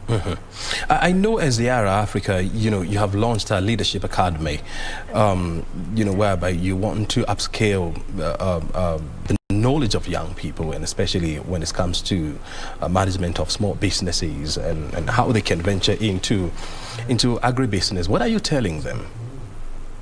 So maybe I'll take a step back and just say why, because it's in continuation of our conversation. We really think that the jobs are going to be in the agriculture sector for at least another 20, 30 years. Right? We're in agriculture, so it's of interest to us, but the jobs are also going to be there. All the great aspirational jobs in the big city that young people want, to create them at that scale will take more time. So that said, if the opportunity is here, then how do we turn young people's attention to that? And then how do we equip them to be able to participate in that, right? So when we looked at that problem, we realized that if you look at the business sector, agribusiness sector, there's about there's about 7 million micro, small and medium enterprises in Kenya. The proportion of that in agriculture is not that many, but it's sufficient enough to create more jobs. And that's something we can influence. So the Yara Leadership Academy was launched last Friday with that thinking to say, what can we do? We must do everything we can do today. We see lots of young people who have the capability in rural Kenya, who can do business, and with a little bit of support, they can really go far. So the Leadership Academy is a 12-week module. It will address a range of things. So the basics, like bookkeeping, accounting, how do you sell, how do you negotiate? But it will also do one thing which will be a big differentiator, and that will be how do you build a growth strategy to really think about, if you think about a small shop in a village, don't think that. Think that you could make that bigger. You could serve a bunch of villages, that you could have a branch. So how should they think about growth? So this program will focus on training them for that, and also giving them enough information to know where can they go for capital. And who qualifies for these training? Who will apply? Yeah, who qualifies? Oh, qualifies. So to start with, in 2020, so our ambition in the next couple of years is to really train 3,500 micro, small, medium enterprises. In 2022, the target is 500. And we always say, sort of change has to start at home first. So we're inviting everybody in our channel, anybody in our stakeholder group who might be selling Yara products, who might be trading in those in some way, who might be using them, who might have a business but be interested in doing this. So really our channel first, and focusing on young people and women in our channel to say apply. And the applications opened last Friday. They will go through the 15th of July. And we hope to get about 1,000 applications and select 500. Very good. We want to go to the county of Kirinyaga, where Azimio President, your candidate Raila Odinga is on the microphone. Kutoanzia nursery, primary, secondary mpaka chuo kikuu hakuna karo tena, no school fees. Watasoma bure. Watasema bure, sawa? Hiyo ni mpango wetu sisi kama wanaazimio. Kwa upande mwingine, ile mambo ya ugonjwa. Kwa upande ya ugonjwa, tunaleta mpango unaitwa Baba Care. Sema Baba Care. Baba Care. Baba Care. Baba Care. Baba Care. Baba Care. Itahakikisha kwamba kuna vituo vya matibabu iko karibu na pale watu wanaishi, na ndani yake iko daktari, iko manurses, na kuna vifaa vya kutibu watu na dawa. Sawa? Pili, Wakenya wote watakuwa chini ya bima ya matibabu, a health insurance scheme. Wakenya wote, watoto, vijana, kina mama na wazee watakuwa chini ya bima ya matibabu. Sawa? Ili kiwa kama wako wagonjwa wanapata matibabu hata kama hawana pesa. Sawa? Tumeelewana vizuri? Kwa upande mwingine, wale vijana ambao tunasema wanasoma, wakimaliza kusoma watapata ajira sawa. Pale wanaweza kufanya kazi mzuri, wapate mshahara mzuri, ili waelewe hali yao ya kimaisha na wasaidie wazazi wao. Sawa? Sio kazi ya kusukuma wheelbarrow. So, mnataka kusukuma wheelbarrow hii? Mnakataa wheelbarrow? Ngama mnakataa wheelbarrow, naende kwa mkono. Wewe mnakataa wheelbarrow? Mnakataa wheelbarrow, sio? Mwambie Ruto hii wheelbarrow apeleke Sugoi. Apeleke wapi? tumesema tunataka kusaidia wakulima. Hapa mnajua, hapa nyinyi mko na wakulima wa mchele, hapa vile mko na kahawa, majani chai, ndizi, miwa, avocado, mboga na kadhalika, sio? Haya yote tunasema nataka kusaidia wakulima kwa upande ya vifaa vya kilimo, pili kwa upande ya mbegu, tatu kwa upande ya mbolea, nne kwa soko, ili wapate soko mzuri kwa mazao yao, sawa, ili wakulima wapate haki kulingana na jasho lao. Sio mzuri? Na yale reforms ambayo Bwana Munya alianzisha katika sekta ya chai, sekta ya kahawa, itaendelea mbele. Zitaendelea mbele, si ndio? Ingine ni mambo ya mabarabara ambayo ziko mbaya, zingine huku ndani matope, wakati wa mvua haipitiki, sio? Mimi naita barabara. Mambo ya barabara Kenya hii yote mimi nilichora, sio? Utaona kama barabara yenu hapa zinakuja na kwa nywe. Nyoka nyeusi. Sawa.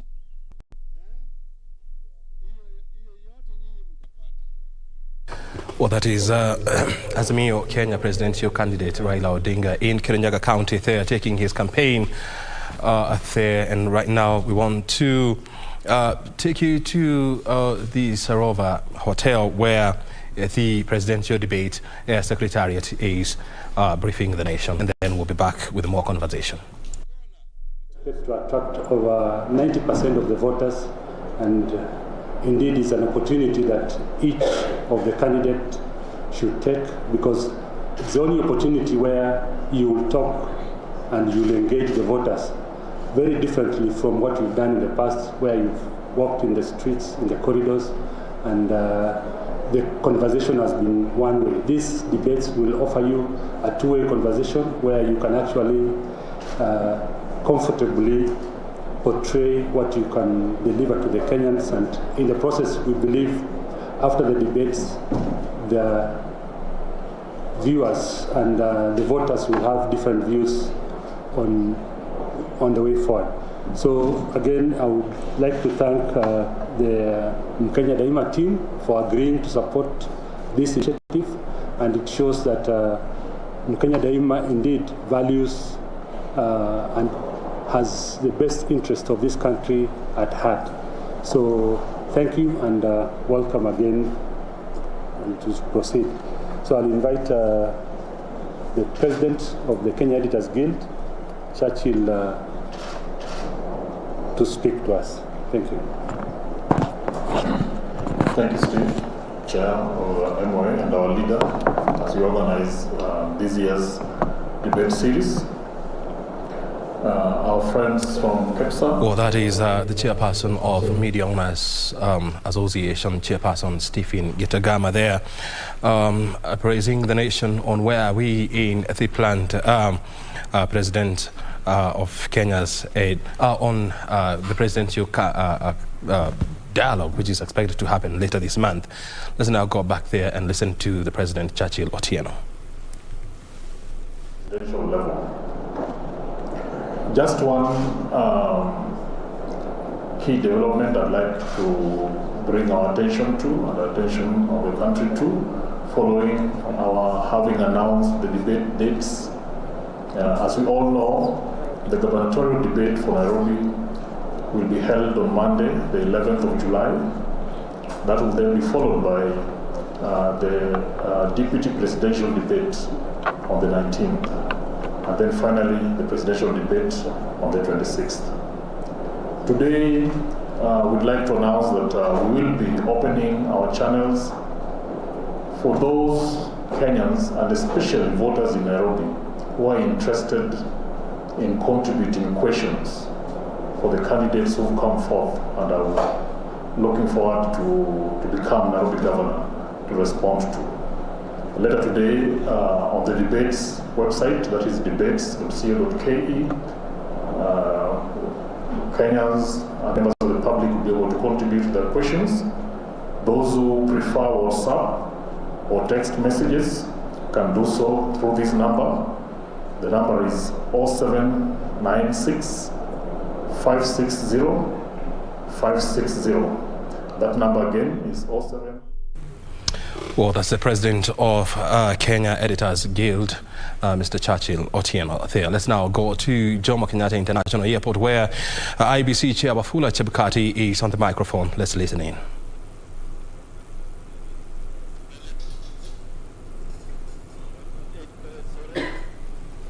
Of which 111 are for Senate, for Governor 9, and for members of National Assembly 8. The women members of National Assembly 8. Let me repeat, we have received a total of 128 pellets today, of which for Senate is 111, for Governor 9, and for seats of women member National Assembly 8 pellets. Now, as you can see, they are marked for specific areas. If you look at the pellets, they are each designed to be sent to specific elective units. What we have outside here is 32 pellets, which from here they'll now be taken to our national warehouse. And inside the go down, we have 96 pellets, which will also be transported to the warehouse today. Now, just a summary of what you are seeing outside. We have, for Senate, we have Kitui County, which is broken down into Mwingi North, Kitui South, Kitui East, and Kitui Central constituencies. But these are for Senate. Nairobi, we have 2 pellets for Dagoretti North and Dagoretti South. We also have 2 pellets for Wajir East and Wajir West. We have 2 pellets for Embu, Runyenjes and Mbere. We have 3 pellets for Trans Nzoia, Endebe, Kimani. And we have 1 for Kwale, Lungalunga, and 1 for Garissa, Balambala. So that is, then we also have Mombasa. 5 for Mombasa, Likoni, Jomvu, Kisauni, Nyali, and Changamwe. We have for Tana River 1, Garisen, and Taita Taveta we have 2, Voi and Taveta. So those are the pellets which have arrived in the country. This we shall continue receiving the ballot papers between now and the 29th of this month, which is the final day of receiving the ballot papers. The presidential ballot papers will be the last to arrive, and those ones then we shall invite the presidential candidates or the agents to join us on the inspection right from the arrival by the aircraft up to the loading place. So we shall invite them to join us. They are the last ones which will come into the country. I just want to say that all ballot papers will come through Jomo Kenyatta International Airport. There are no ballot papers which will come in the country from any other place, as alleged by some political leaders. The exercise is transparent. As a commission, we have had stakeholder engagement, and we have arranged visitation of political leaders who may wish to travel, especially the presidential candidates. We have arranged visitation for them between the 15th and 20th of this month to go to Greece and witness the printing of the presidential ballot papers. So the Commission is informing the country that we are transparent in this process, and we have nothing to hide. So thank you very much. We are holding a press briefing at Bomas right now after this, and I believe if you have any questions, then we can engage when we get there. Thank you. So from here to the warehouse, and then the warehouse will be secured, and then we proceed from there.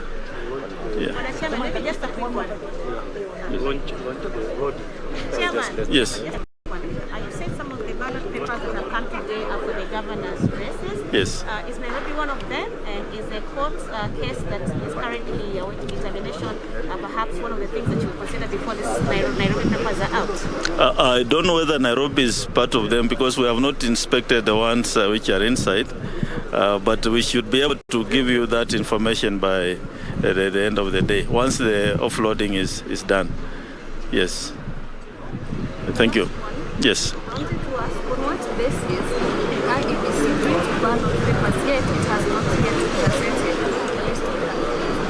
Yeah, that's a good question. We submitted the list of candidates to the government printer on the 30th of June. It's a list containing 16,000 and how many? Over 16,000 candidates. Remember, out of the 21,000 that 16,100 out of the 21,000. Now, the government printer has been having challenges in finalizing the printing of the Gazette notice because it's bulky with the data which is in the Gazette notice, which includes symbols of candidates, and I'm informed they'll be finalizing any time today. But as a commission, we submitted the list on 30th, and what happened at the government printer is beyond our control. But we hope by the end of the day, the Gazette notice will be out. Yeah, thank you. Can you just confirm that all the election stationery is actually being printed in Greece and not here in Kenya? Some are claiming that some statutory forms are being printed right here in Kenya. All the polling materials are being printed in Greece, and the other factories in Greece, and that the commission can confirm. Except the other smaller materials, voter education materials and others which don't affect the polling station. They're all being printed and they're all packaged in respective, as you see, in each pallet, the boxes inside each are packaged specific for that polling station. Yes. Thank you. Cost of ballot paper, the CEO can speak to it. Yes. The cost of ballot. The cost of ballot. First of all, the contract is about 3.2 billion, which translates to about 20 euros, 24 million euros. That's about 3.2 billion Kenya shillings. Yeah, an average ballot paper costs around 23 shillings, including VAT. Yes, but the papers will actually vary, but the average is basically around 23 shillings per paper. Yes, maybe a final one touching on cost. With the judgments that are coming in, yes. Let's say the Tuesday one for independent candidates, they are not now required to submit ID copies of their supporters. Maybe any alterations to the printing, what is its cost implication? Yes. If there are going to be any cost, if there are going to be any alteration, then it is expected that the ballot will have to be printed again, even though that's not our expectation. But if it happens, then it means that we are going to incur additional costs because of that. I think you know that we are running out of time. Right now, we cannot talk about not printing ballot papers. We don't want to create any doubts. I think Kenyans must be sure that going ahead, we are going to have election. And that's why you are seeing the ballot papers here.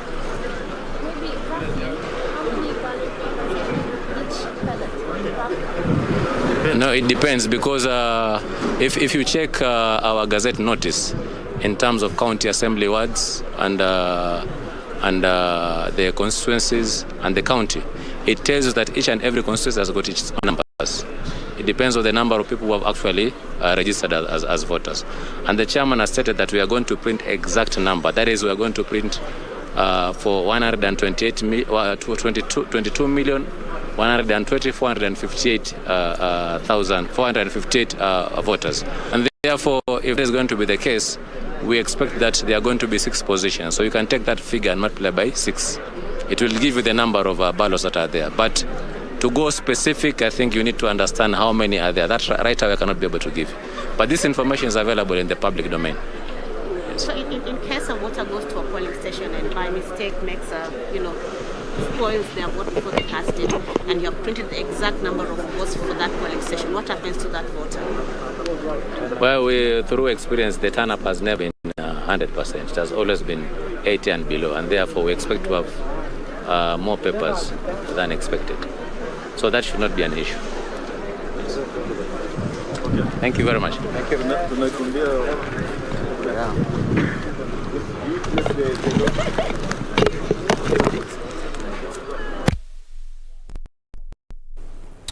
Well, that is IEBC officials led by the chair, Wafula Chebukati, and CEO Hassan Marjani.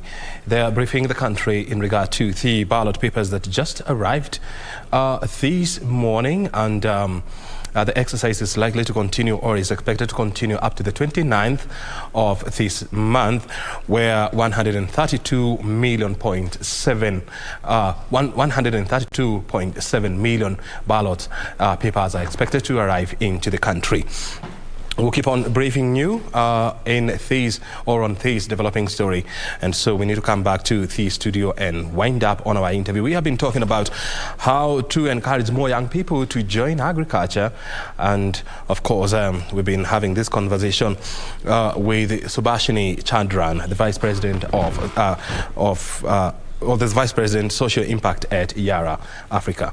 Before I let you go, we were talking about, the Yara Leadership Academy that was launched on Friday, targeting SMEs and young people. How has been the response yet? Fantastic. So we're just under a week since the launch, O'Brien, and we have already nearly 250 applicants. Mm-hmm. We expect to go into the weekend with 400. And by the time we reach the closing date, which would be the 15th of July, mm-hmm. Our hope and wish is that we'll at least have 1,000, and we'll be able to pass this opportunity on to 50% of them, because this year the seats will be 500. Mm-hmm. So fantastic. And the young people applying, we're encouraging more women. We haven't really done the analysis of the applications yet. Mm-hmm. So what are you training them on? A wide range of things. It'll be a 12-week module, and in a way the first of its kind, because it brings very high quality education, and you only need to have completed secondary school most likely to be able to participate. But if you're a graduate, that's okay too. So it will do the basics of business skills, bookkeeping, and all those sort of things. But what will be unique about this is we'll go a step further. We'll teach negotiation. It will also be growth strategies. So even if you have a small shop, or that's your thinking at the moment, you can begin to have the vision of how much more you can do. So that'll be unique in this. And it will be free of charge? Completely covered. If you make it, everything's fully paid for. It will be digital. So those are some of the other unique pieces. And in addition to the digitally delivered program, there will also be personal coaching and mentoring. So a very, very high caliber program, mm-hmm. Delivered at your doorstep, on your mobile phone, and with coaching and mentoring over 12 weeks. Mm-hmm. And what do you expect of those people who will be taken through this training? What do you expect with of them once the training is done? I want to be able to come back here 6 months after that and tell you their businesses grew at least 20%. Mm-hmm. That's what we're after. And if each of them can create one job more, that's 500 more jobs within 12 months. So mm-hmm. that's what we're chasing, mm-hmm. a minimum.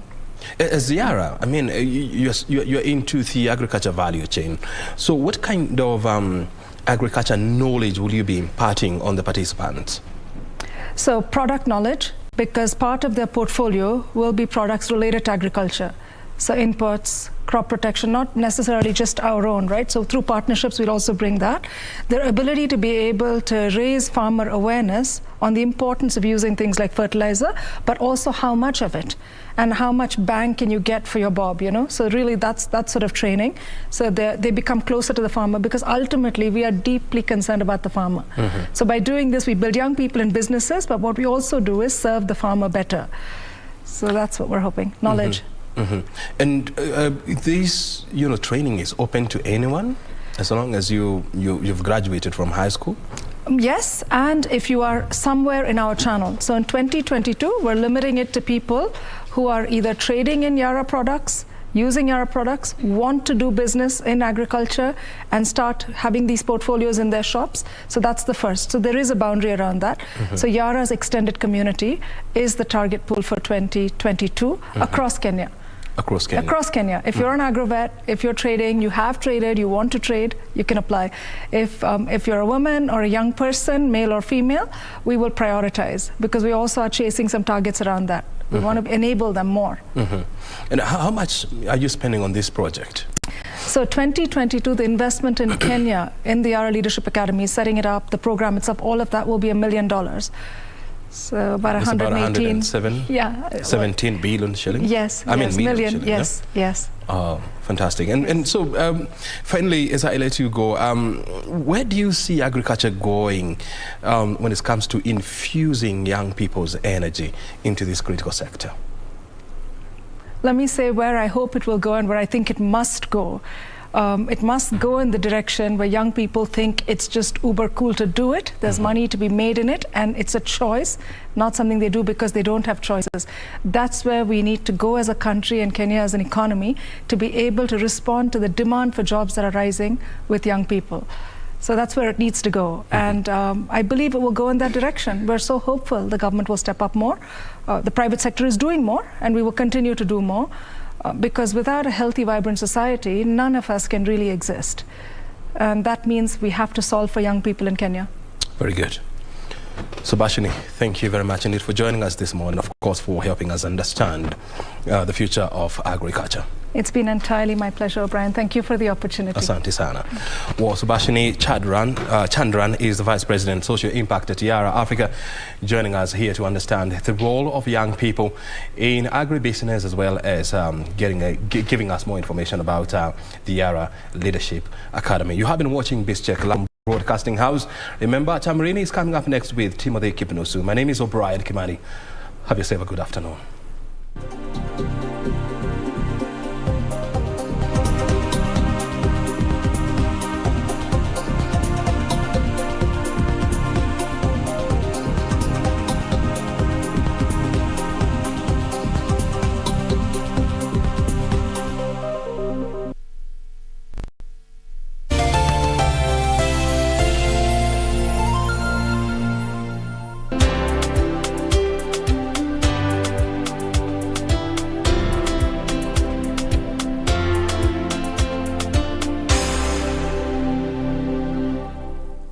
The countdown is on. With less than 5 weeks remaining, the gubernatorial race is smoking hot. Migori County are yet to choose who will lead the county. But first, let's get to know the candidates' development agenda. This Thursday on 7th July, tune in to KBC Channel 1 from 9:50 p.m. for a live Migori County gubernatorial debate from Rongo University.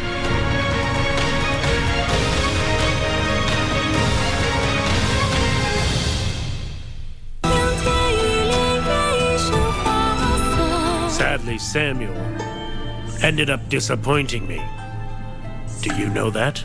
They could suspect that Genova has some disease, and we're hiding it. If she's unable to handle this, how will she handle the king? But a good deed should be repaid in kind. I saved your life. How are you going to repay me? Why does Elliot keep asking about Auntie and Mars? What did you...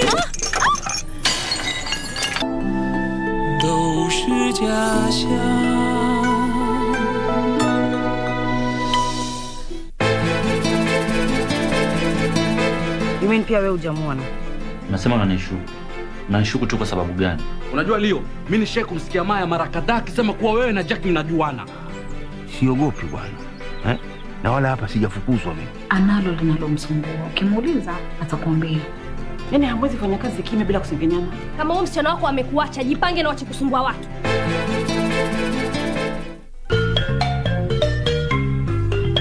Wiki kwenye Mkulima tutakuonyesha jinsi ya kupanda mboga za kienyeji. Kitu ambacho nataka kuangalia katika hizi mbegu ni kuna uhusiano upi kati ya hizi mbegu ambazo ni nyekundu, zingine ni nyeupe, ambao unafanya hizi mbegu zipendwe na wadudu. Kisha kutukuonyeshe jinsi ya kuzitayarisha jikoni. Tukutane Jumapili saa 9:30 kwa Wondo kamili.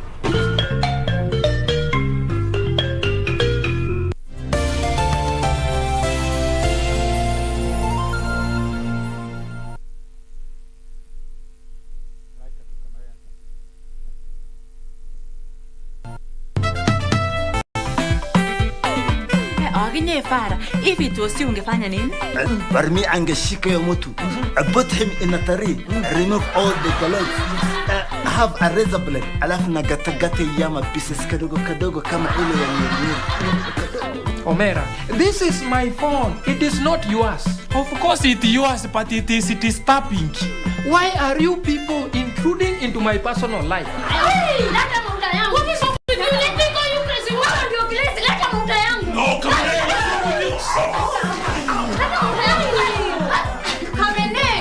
Kamene, calm down.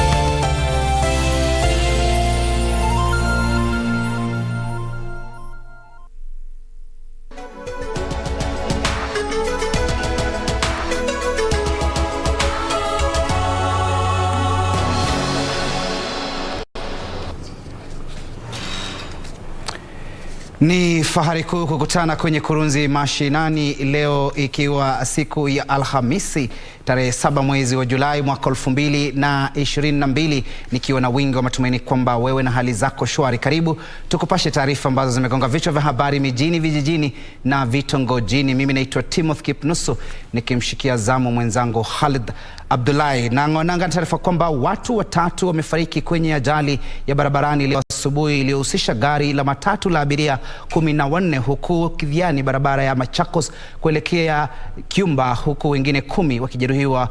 Kwa mujibu wa walioshuhudia ajali hiyo, gari hilo lililomilikiwa na chama cha ushirika cha Namak lilikuwa likiendeshwa kwa kasi na dereva huyo akapoteza mwelekeo na gari hilo likabingiria mara kadhaa.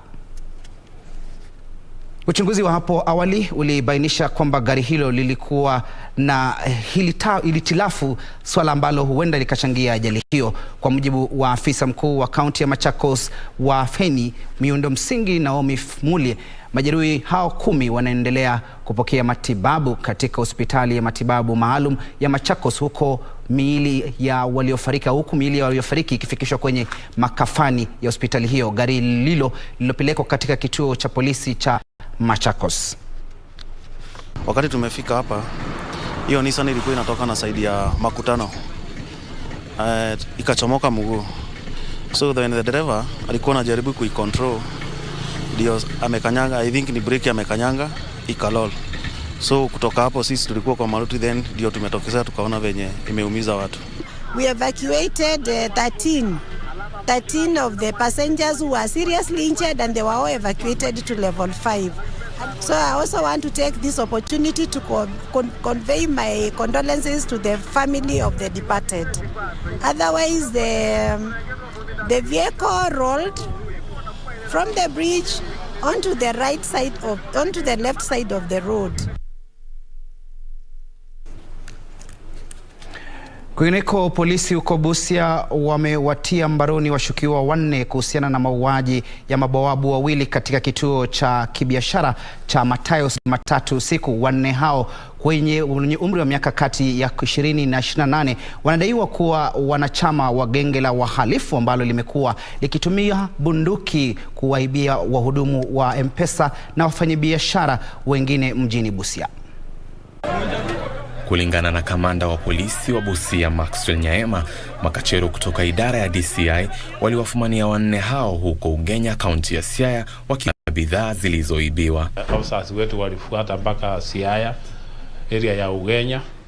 Hiyo vijana walipatikana na motorbike ambaye wanatumia, mumeiona vile wamemfunika number plate. Sile vitu tumelikaba, mumeona iko mafuta, iko uniform ya serikali. Bado uchunguzi unaendelea, maana hatujatosheka, mpaka tupate wote wako pamoja nao. Walinzi hao wa usiku waliuawa Jumatatu usiku na watu wasiojulikana ambao baadaye walivunja maduka na kutoweka na mali ya thamani isiyojulikana. Wakazi wa Matayos kupitia mbunge wao Geoffrey Odanga wamemtaka waziri wa usalama Fred Matiang'i kushughulikia kwa dharura swala la utovu wa usalama katika sehemu hiyo. Sisi sasa, kwa sababu waliahidi ya kwamba wanafanya kila jambo kuhakikisha kwamba kuna usalama umedumishwa katika eneo bunge la Matayos. Mimi sasa nafikiri tumepita kiwango cha kuhandle mambo haya na hawa watu wa hapa county. Sasa tunaelekeza mambo haya kwa waziri wa usalama. Washukiwa hao wanatarajiwa kufikishwa katika mahakama ya Busia kujibu mashtaka ya mauaji. Elvis Otieno, Kurunzi. Kwingineko, aliyekuwa mshukiwa wa ugaidi ambaye aliachiliwa uhuru kutokana na mashtaka ya uhalifu katika mahakama moja ya Nairobi sasa ametoa wito kwa serikali kumpa ulinzi kwani anahofia maisha yake. Sheikh Kuguyo Gosahim ambaye alikuwa mwalimu wa madrasa na mhubiri alitumika kifungo cha miaka 4.5 katika gereza kuu la Kamiti, lakini yuko huru na anataka kujenga upya maisha yake.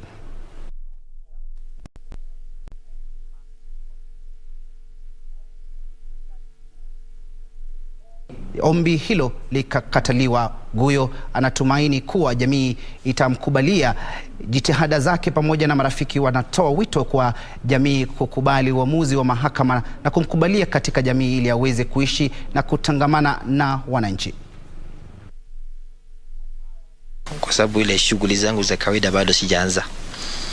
Sijaingilia kabisa kama kufunza madrasa, ndio hida litokea hapo kufunza watoto, na bado sijaanza kufunza isipokuwa msikiti mara moja kidogo huwa, na nimeanza kidogo kwa msikiti, lakini kwa madrasa bado, kwa sababu hapo kwa watoto ndio mambo za watoto na kuanga sensitive sana. Nilikuwa mzigo kwa sababu hizo mambo za kesi ni lazima mtu ashughulikie, koti, lawyer, lazima alipwe, na mtu bado akiwa huko ndani pia kuna vitu anahitaji, yani unakuwa burden sasa kwa yule mtu ako nje.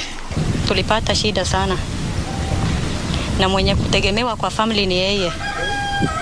Yeye ni kama baba hapa, so tuliteseka sana juu ile mahitaji ya plot yeye anasimamia ni mimi ndo nilikuwa nashikilia, na nilikuwa napata shida sana juu ya hiyo.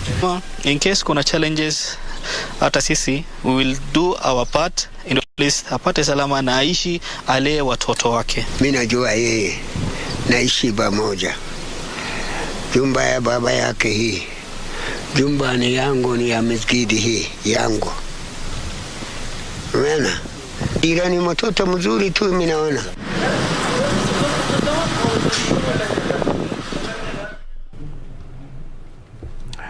Na mtazamaji, taarifa hiyo ndio inatamatishia awamu ya kwanza kwenye taarifa zetu awamu ya saa 6. Kwa muda usiokuwa mrefu nitakuwa na rejea kwenye kipindi cha Tamrini, hivyo basi usiende mbali.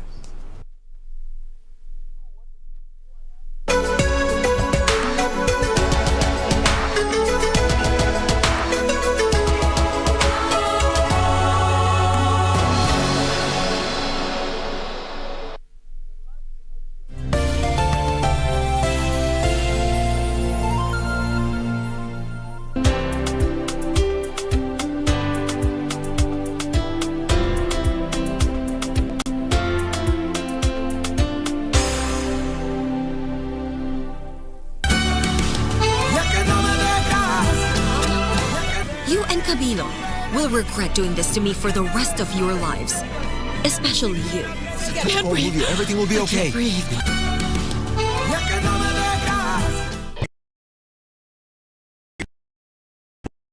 George Luchiri Wajakoya of the Roots Party. Semeni Babakea. Babakea. Raila Amolo Odinga of the Azimio la Umoja One Kenya Party. Unajua mimi sina pesa ya serikali ama ya kashfa. David Mwaure Wahiga of the Agano Party. And hakuna kura ya hasla mtaiba. William Samoei Ruto of the Kenya Kwanza Alliance. Presidential Debate 2022.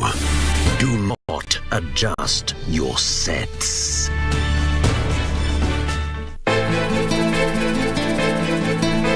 You mean pia wewe hujamuona? Unasema unanishuku. Unanishuku tu kwa sababu gani? Unajua Leo, mimi nishaye kumsikia Maya mara kadhaa akisema kuwa wewe na Jack mnajuana. Siogopi bwana. Na wala hapa sijafukuzwa mimi. Analo linalomsumbua. Ukimuuliza atakwambia. Yaani hamwezi fanya kazi kimya bila kusengenyana. Kama huyo msichana wako amekuacha, jipange na wache kusumbua watu.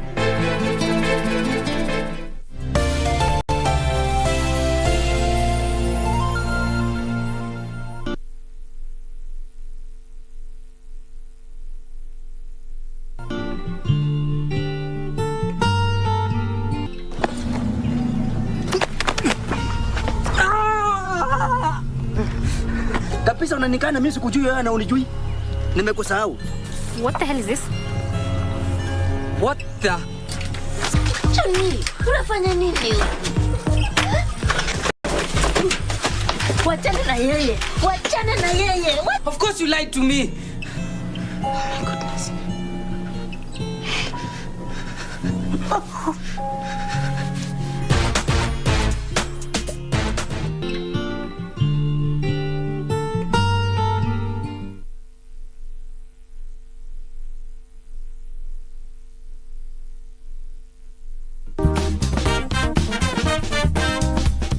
A girl who was 13 years by then. She came to my office with her mother. When she came to my office, she wanted me to assist her. I was very much concerned. Why do you want me to assist you? This 13-year-old girl had been married as a second wife. They came on Wednesday and the marriage was on Saturday. So you can feel the pressure. Funny enough, the husband was abusing her. The husband was not taking good care of her. He left her matrimonial home when she was 6 months pregnant.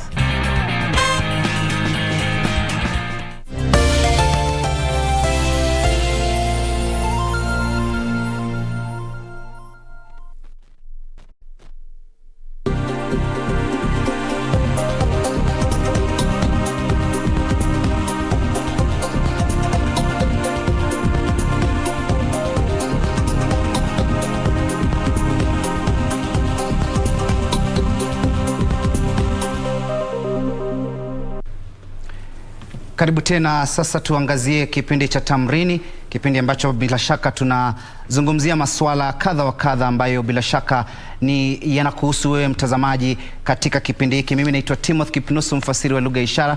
Kwenye kulia kiumbo chako ni Byron Abuli, na kabla ya kujitosa kwenye kitengo cha mahojiano na kuzungumza na wageni ambao tayari wameshajaja hapa studioni, tunaelekea moja kwa moja hadi kwenye uwanja wa kimataifa wa JKA ambapo namuona mwanahabari mwenza Kamche Menza yuko pale kutujuza kuhusiana na zoezi ambalo linaendelea kwa sasa. Kamche, ikiwa wanasikiza usukani. Naam, shukran sana mwenzangu Timothy Kipnusu ukiwa hapo studioni, na kama ulivyosema tupo hapa katika uwanja wa kimataifa wa ndege wa Jomo Kenyatta ama ukipenda JKIA, ambapo siku hii ya leo ndio imekuwa mwanzo wa makasha ama vijisanduku vya vilivyo na makaratasi za uchaguzi kuanza kufika. Siku ya leo ndio siku ya kwanza ya makaratasi hayo kufika humu nchini katika maandalizi ya uchaguzi mkuu ujao. Na kama unavyoona tu ni baadhi tu ya vijisanduku vilivyosalia hapa. Hapo awali vilikuwa vimejaa hapa, manake ni vijisanduku 128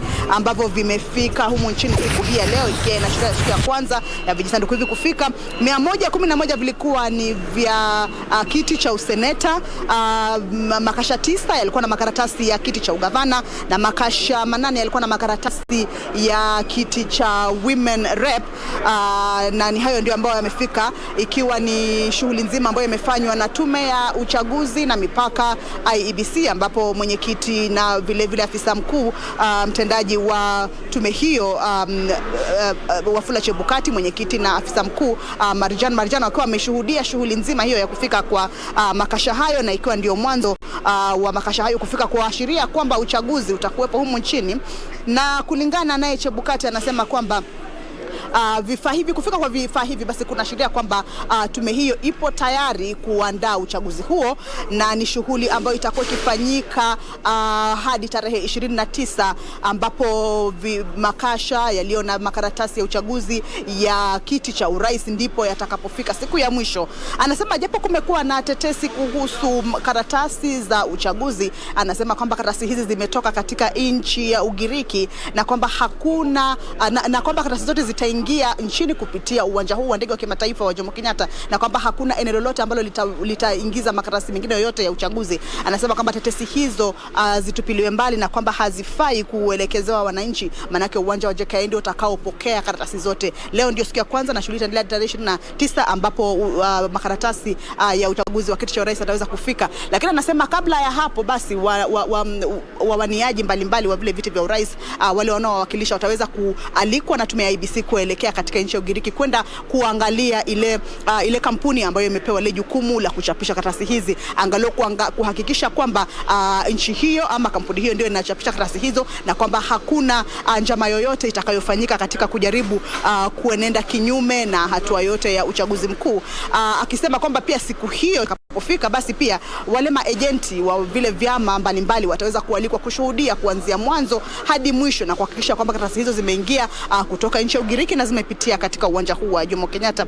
Vile vile amesema kwamba kunayo kwa sasa IEBC imealika vyombo vya habari katika eneo la Bomas kwenda kueleza zaidi kuhusu maandalizi ya maandalizi ya upigaji kura wa mwezi wa 8 tarehe 9, akisema kwamba wao kama tume wapo tayari na wanahakikishia Wakenya uchaguzi ulio huru na wa haki.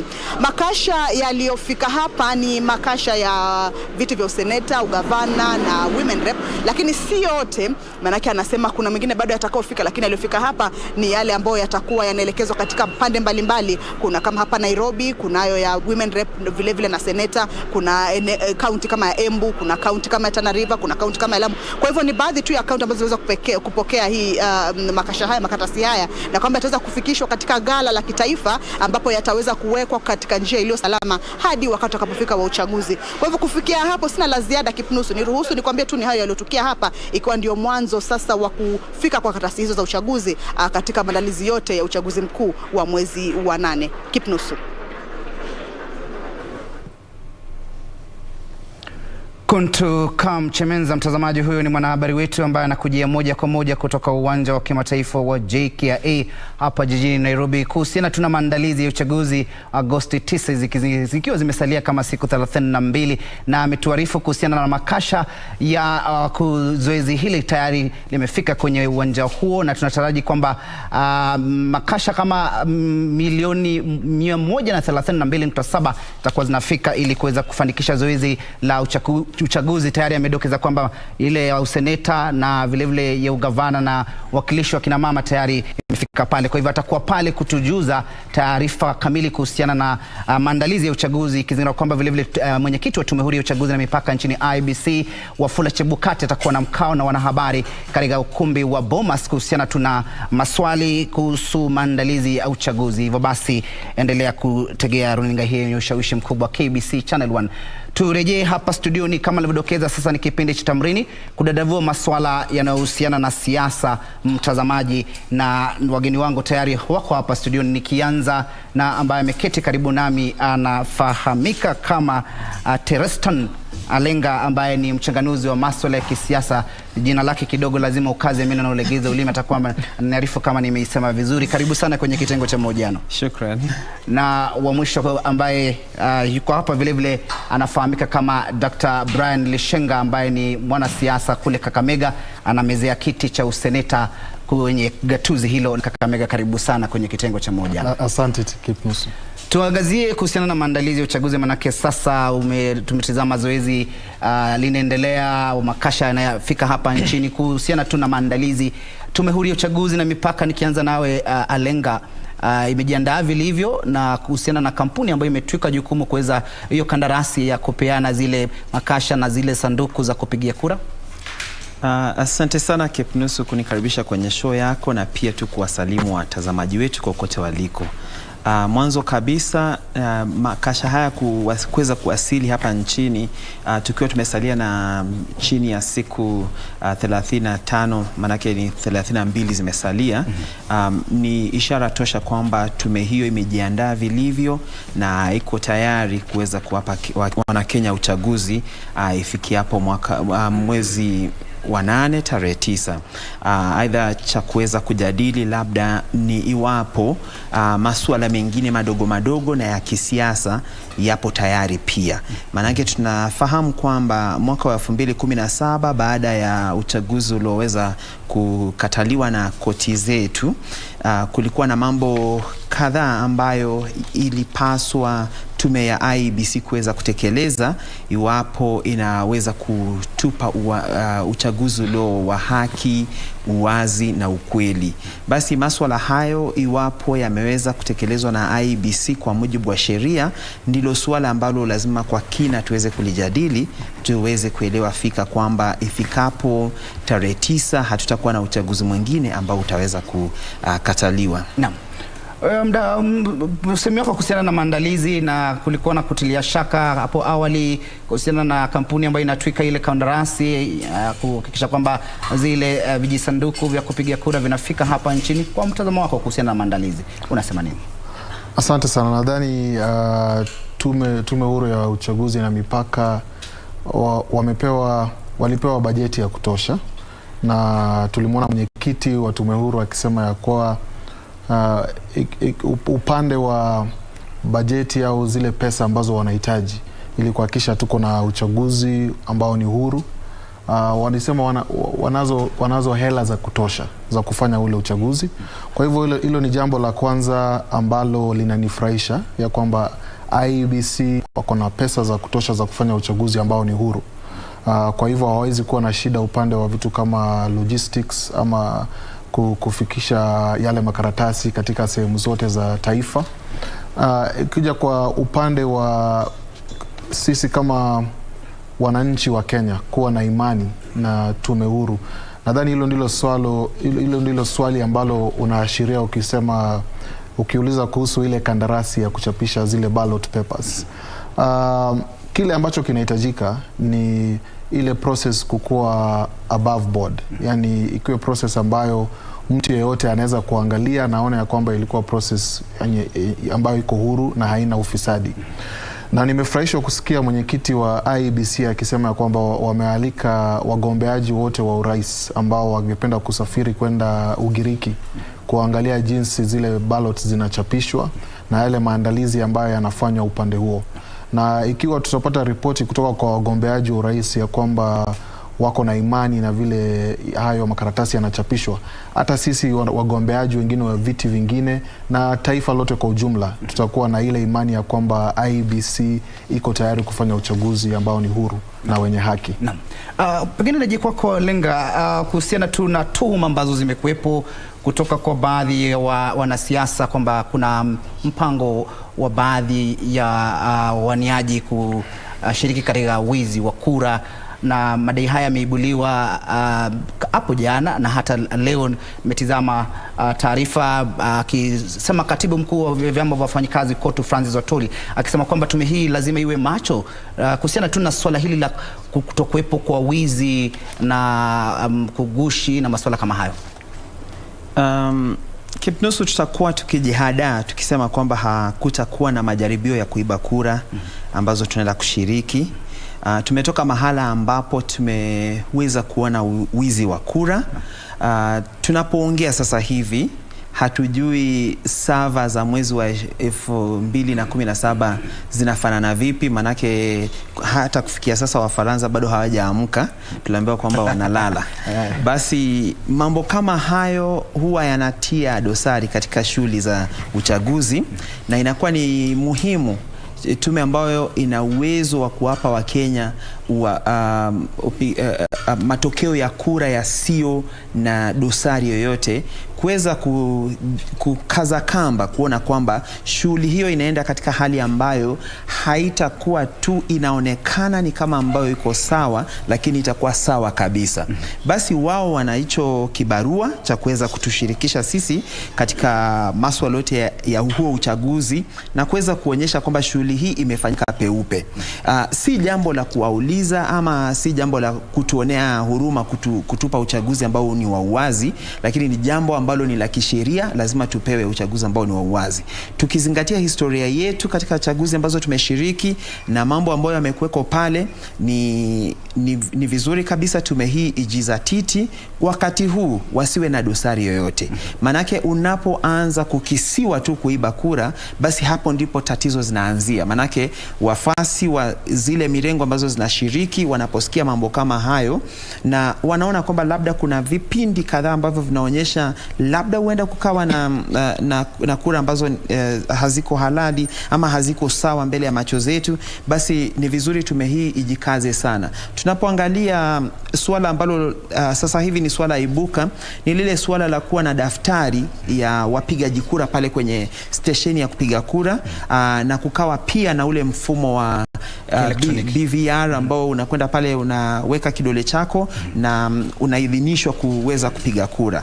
Ukiangalia tovuti, kwa mujibu wa tovuti ya IEBC, inasema kwamba watakuwepo na lile daftari ambalo linaonyesha wale wote waliojisajili kama wapigaji kura katika stesheni ya kupiga kura, na vile vile kutakuwa na mfumo wa BVR ambao ni wa kielektroniki wa kuweza kukuidhinisha wewe kuona kwamba unastahili kupiga kura. Maelezo yako yako pale kwenye kompyuta na unaashiriwa kupiga kura pale. Lakini anapozungumza mwenyekiti wa IEBC anasema kwamba halitakuwepo. Basi unashindwa haya yalio katika tovuti yao na yale anazungumza yeye, ni nani basi tutaweza kumwamini? Na katika mujibu wa sheria pia kuna ile sehemu ambayo inaita, kwa kimombo anasema verification. Huwezi fanya verification kwa chombo ambacho ni cha elektroniki.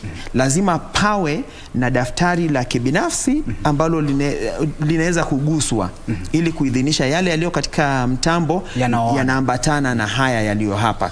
Hata katika afisi zetu tunapokwenda kule, huwa wakati mwingine unaambiwa njoo na kitambulisho chako. Unapokuja na kitambulisho chako, ile nakala kuu ya kitambulisho chako, wana yale maelezo kwenye kompyuta, si kwamba hawana, lakini wanataka kuhakikisha tu haya yaliyo hapa yanaambatana na kile kitambulisho ulicho nacho. Hata katika kutafuta kazi unaitishwa vyeti vyako na unaambiwa kwamba unaweza kuvituma, unaweza tuma wasifu wako ukasema kwamba nimetenda kazi hapa na pale, nimesoma hivi na vile.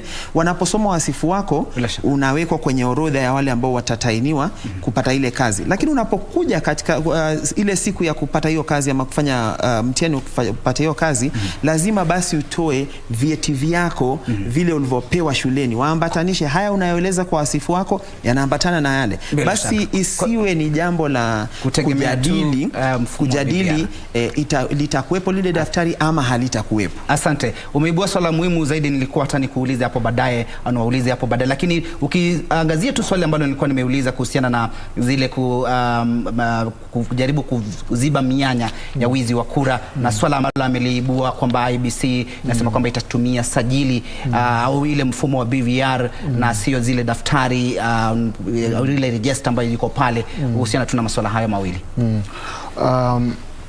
Kwa hili swala ambalo umeuliza kuhusu watu kujaribu au wagombeaji kujaribu kuiba kura,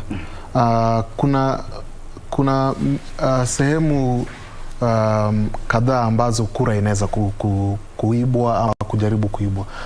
Ila ambalo amesema la daftari manual register, hiyo ni sehemu moja tu. Na unajua sisi kama mimi niko katika mrengo wa Azimio, na umemwona kinara wetu akisema ya kwamba tutahitaji manual register katika kila station.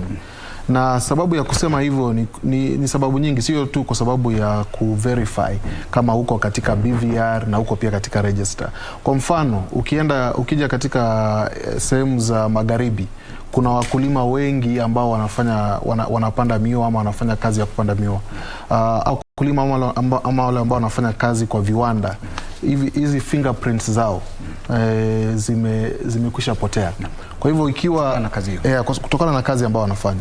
Kwa hivyo ikiwa tutakuwa na system moja peke yake ambayo ni ya fingerprint, yule mkulima akienda pale ama hata wale ambao ni wazee wakongwe wakienda pale, ukiweka kidole chako hautaweza kuonekana kama umesajiliwa.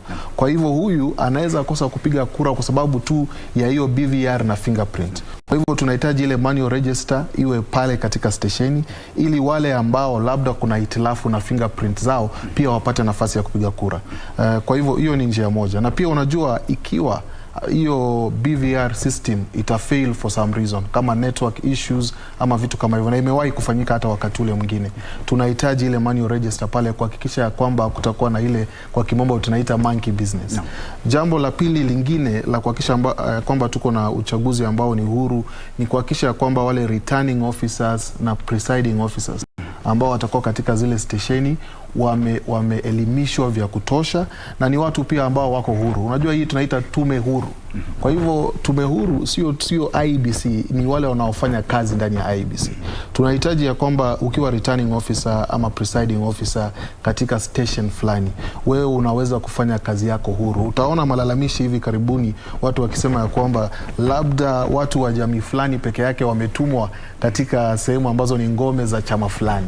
Unaona, hii pia inashusha imani katika ile tume huru. Kwa hivyo tume huru inafaa kuhakikisha kwamba returning officers, presiding officers ni watu ambao wanaweza kuaminika kufanya kazi yao.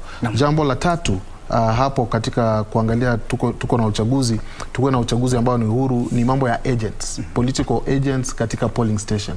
Unajua hapo nyuma tumekuwa na ule mtindo wa kila mgombeaji anakuja na agent wake katika polling station. Kwa hivyo ukijaribu kufikiria kama eneo langu, ward ambayo mimi natoka, Sheywe ward Kakamega, wagombeaji wa kiti cha MCA labda ni karibu 30 na kitu. Ikiwa kila mgombeaji ataleta agent, alafu wagombeaji wa ubunge wa Lurambi constituency kila mmoja wao alete agent, tuendelee hivyo mpaka kwa rais, utapata polling station moja iko na msongamano wa agents kushinda hata wale ambao ni wapiga kura. Kwa hivyo kuna mambo kadhaa ambayo IEBC napaswa kuangalia, yale ambayo nimesema, kuleta confidence ya kwamba uchaguzi utakuwa huru na wenye haki. Tukisalia kuhusiana tuna maandalizi ya uchaguzi, Alenga, pengine zungumzia kuhusiana na iwapo, manake kama kawaida, kama zoezi lolote linapofanyika la uchaguzi lazima kuwe na malalamishi, kulikuwa na kesi ambapo pengine mgombea fulani hajaridhika. Mahakama, idara ya mahakama imejiandaa vilivyo, na kuhusiana tuna kama taifa tumepiga hatua katika kuhakikisha kwamba malalamishi yanapopelekwa pale yanashughulikiwa ipasavyo na mtu anatoka kama ameridhika.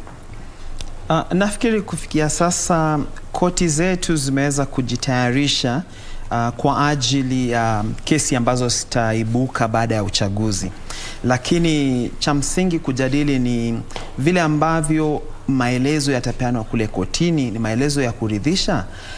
Kama tunakwenda kutumia mfumo wa elektroniki, ni vizuri Wakenya waelewe kwamba katika mfumo wa elektroniki yule ambaye ana uwezo wa kujua kilicho katika mitambo ni yule ambaye anaitwa system administrator. Na yeye ana uhuru wa kuweza kubadilisha, kuweza kufanya ukarabati ama kuweza kutupa jinsi hali halisia ilivyo. Basi nafikiri tukizingatia haswa mwaka wa 2017 kuna maagizo ambayo yalitolewa na koti ya upeo ambayo yalikuwa washiriki fulani wakwende katika ofisi za IEBC wafungue mitambo fulani, na hayo hayakutekelezwa. Koti ilidharauliwa na ikadhalalishwa pale. Orders ambazo walizitoa zikakataliwa kuweza kufanywa jinsi koti ilivyoagiza. Basi haya ndo mambo yanatupa wasiwasi. Tunasema tukirudi tena kotini, kutakuwa na uhaki pale, kutakuwa na kuheshimu yale ambayo koti inasema. Na unapochunguza kwa kina pia unaona kwamba tume ya IEBC kuna mambo ambayo walielezwa ambayo lazima ni mambo ya kimsingi yafanywe ndiposa mtu aweze kuona uchaguzi huu ulikuwa wa uwazi. Mambo hayo mengi yayo hawajayafanya mpaka sasa hivi. Basi unajiuliza wana nia ipi? Na kama tunakwenda katika huu uchaguzi na kuna vitu vidogo vidogo ambavyo tunatofautiana kimawazo baina ya anavyowaza mwenyekiti wa tume ya IEBC, sheria inavyosema ama zile kanuni za uchaguzi zinavyosema, na yeye ana labda mtazamo tofauti. Haya ndo mambo lazima tuyachunguze, manake yatakuwa msingi wa kesi ambazo zitapelekwa kotini. Tuseme kwa mfano tu, kwa hivyo waanze kuziba ufa kabla wajenge. Ndivyo haswa. Kwa mfano tu anaposema yeye kwamba kauli yake ni kwamba hakutakuwa na daftari lile la kuangalia, basi jambo kama hilo mtu anapokwenda kotini akasema kwa mujibu wa sheria, sheria inasema kwamba lazima pawe na register ile ya kimitambo ya kiteknolojia, na hali kadhalika pawe na ile ambayo inaweza kutazamwa na kuguswa. Basi mtu anapopiga kura jina lake linaondolewa pale, linawekwa mstari pale kuonyesha kwamba ashapiga kura. Hivi basi tunaposema tunataka kujua idadi ya watu waliotokezea katika labda polling station ambao mimi nashiriki pale Ikumba Primary School, Vihiga County, tunaweza kuangalia lile daftari ni mistari mingapi iliyokatwa kwa majina mangapi, na tukahesabu hawa ndio watu walijitokeza kupiga kura. Lakini tunapoenda na tufanye ile BVR na ikwishe pale, mimi na wewe hatuwezi kujua watu wangapi walipitia kwenye hii BVR. Ni yule systems administrator ndiye ana uwezo wa kutuambia. Iwapo atatuambia ni watu 100, itabidi turidhike na hayo, manake yeye ndio pekee anaweza kuzitazama kutazama ule mtambo kwa mlango ambao una uwezo wa kuangalia yale ambayo yalio. Shukrani kwa usemi wako. Pengine unasema nini kuhusiana na swala hili? Shanga. Asante. Mimi nakubaliana na ndugu yangu Alenga. Ni vile tumekuwa tukisema sisi kama wagombeaji, ni muhimu tukue na manual register kwa station ile ambayo tunaweza kuangalia na unaweza kupiga mstari kwa jina la mtu akishapiga kura, na pia tukue na ile register electronic ambayo iko ndani ya BVR. Hayo mambo mawili lazima yakue kulingana na sheria.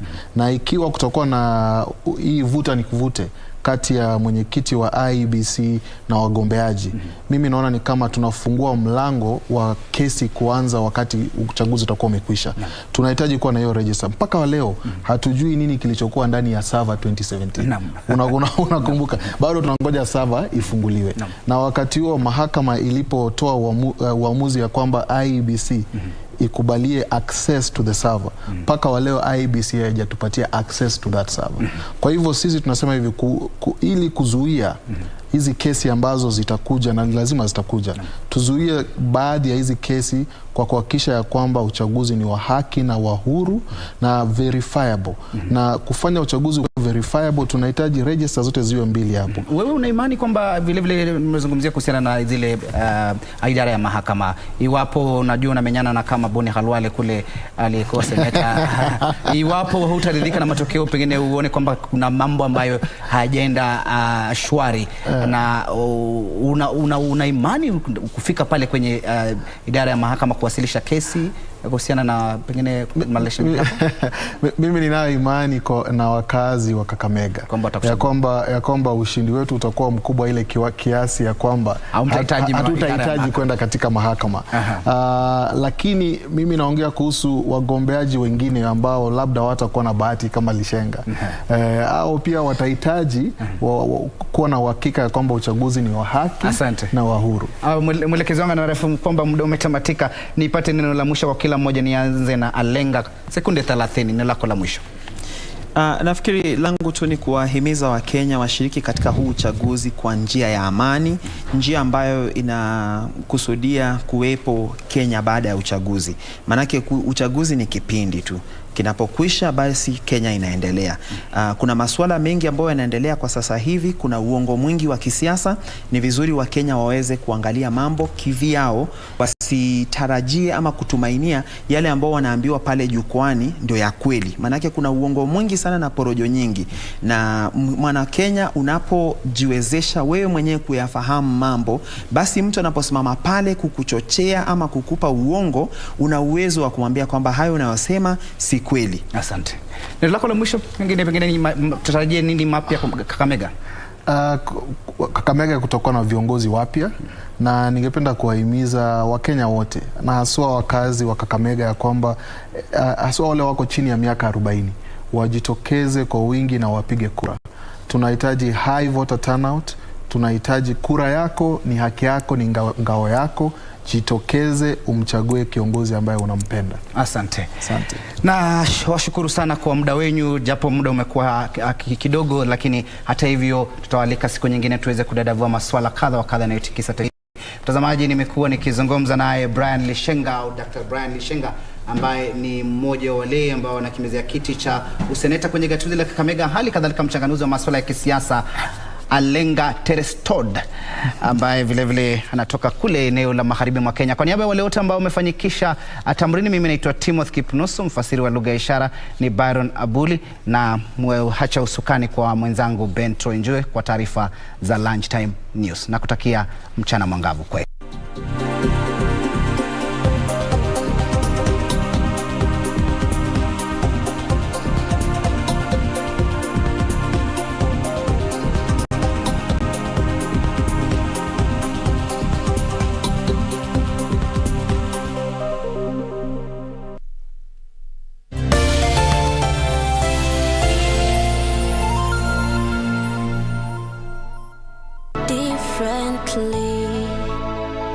Once you already have like an LPU evidence that you're able to deliver, somehow you start getting into the system. So persistence in business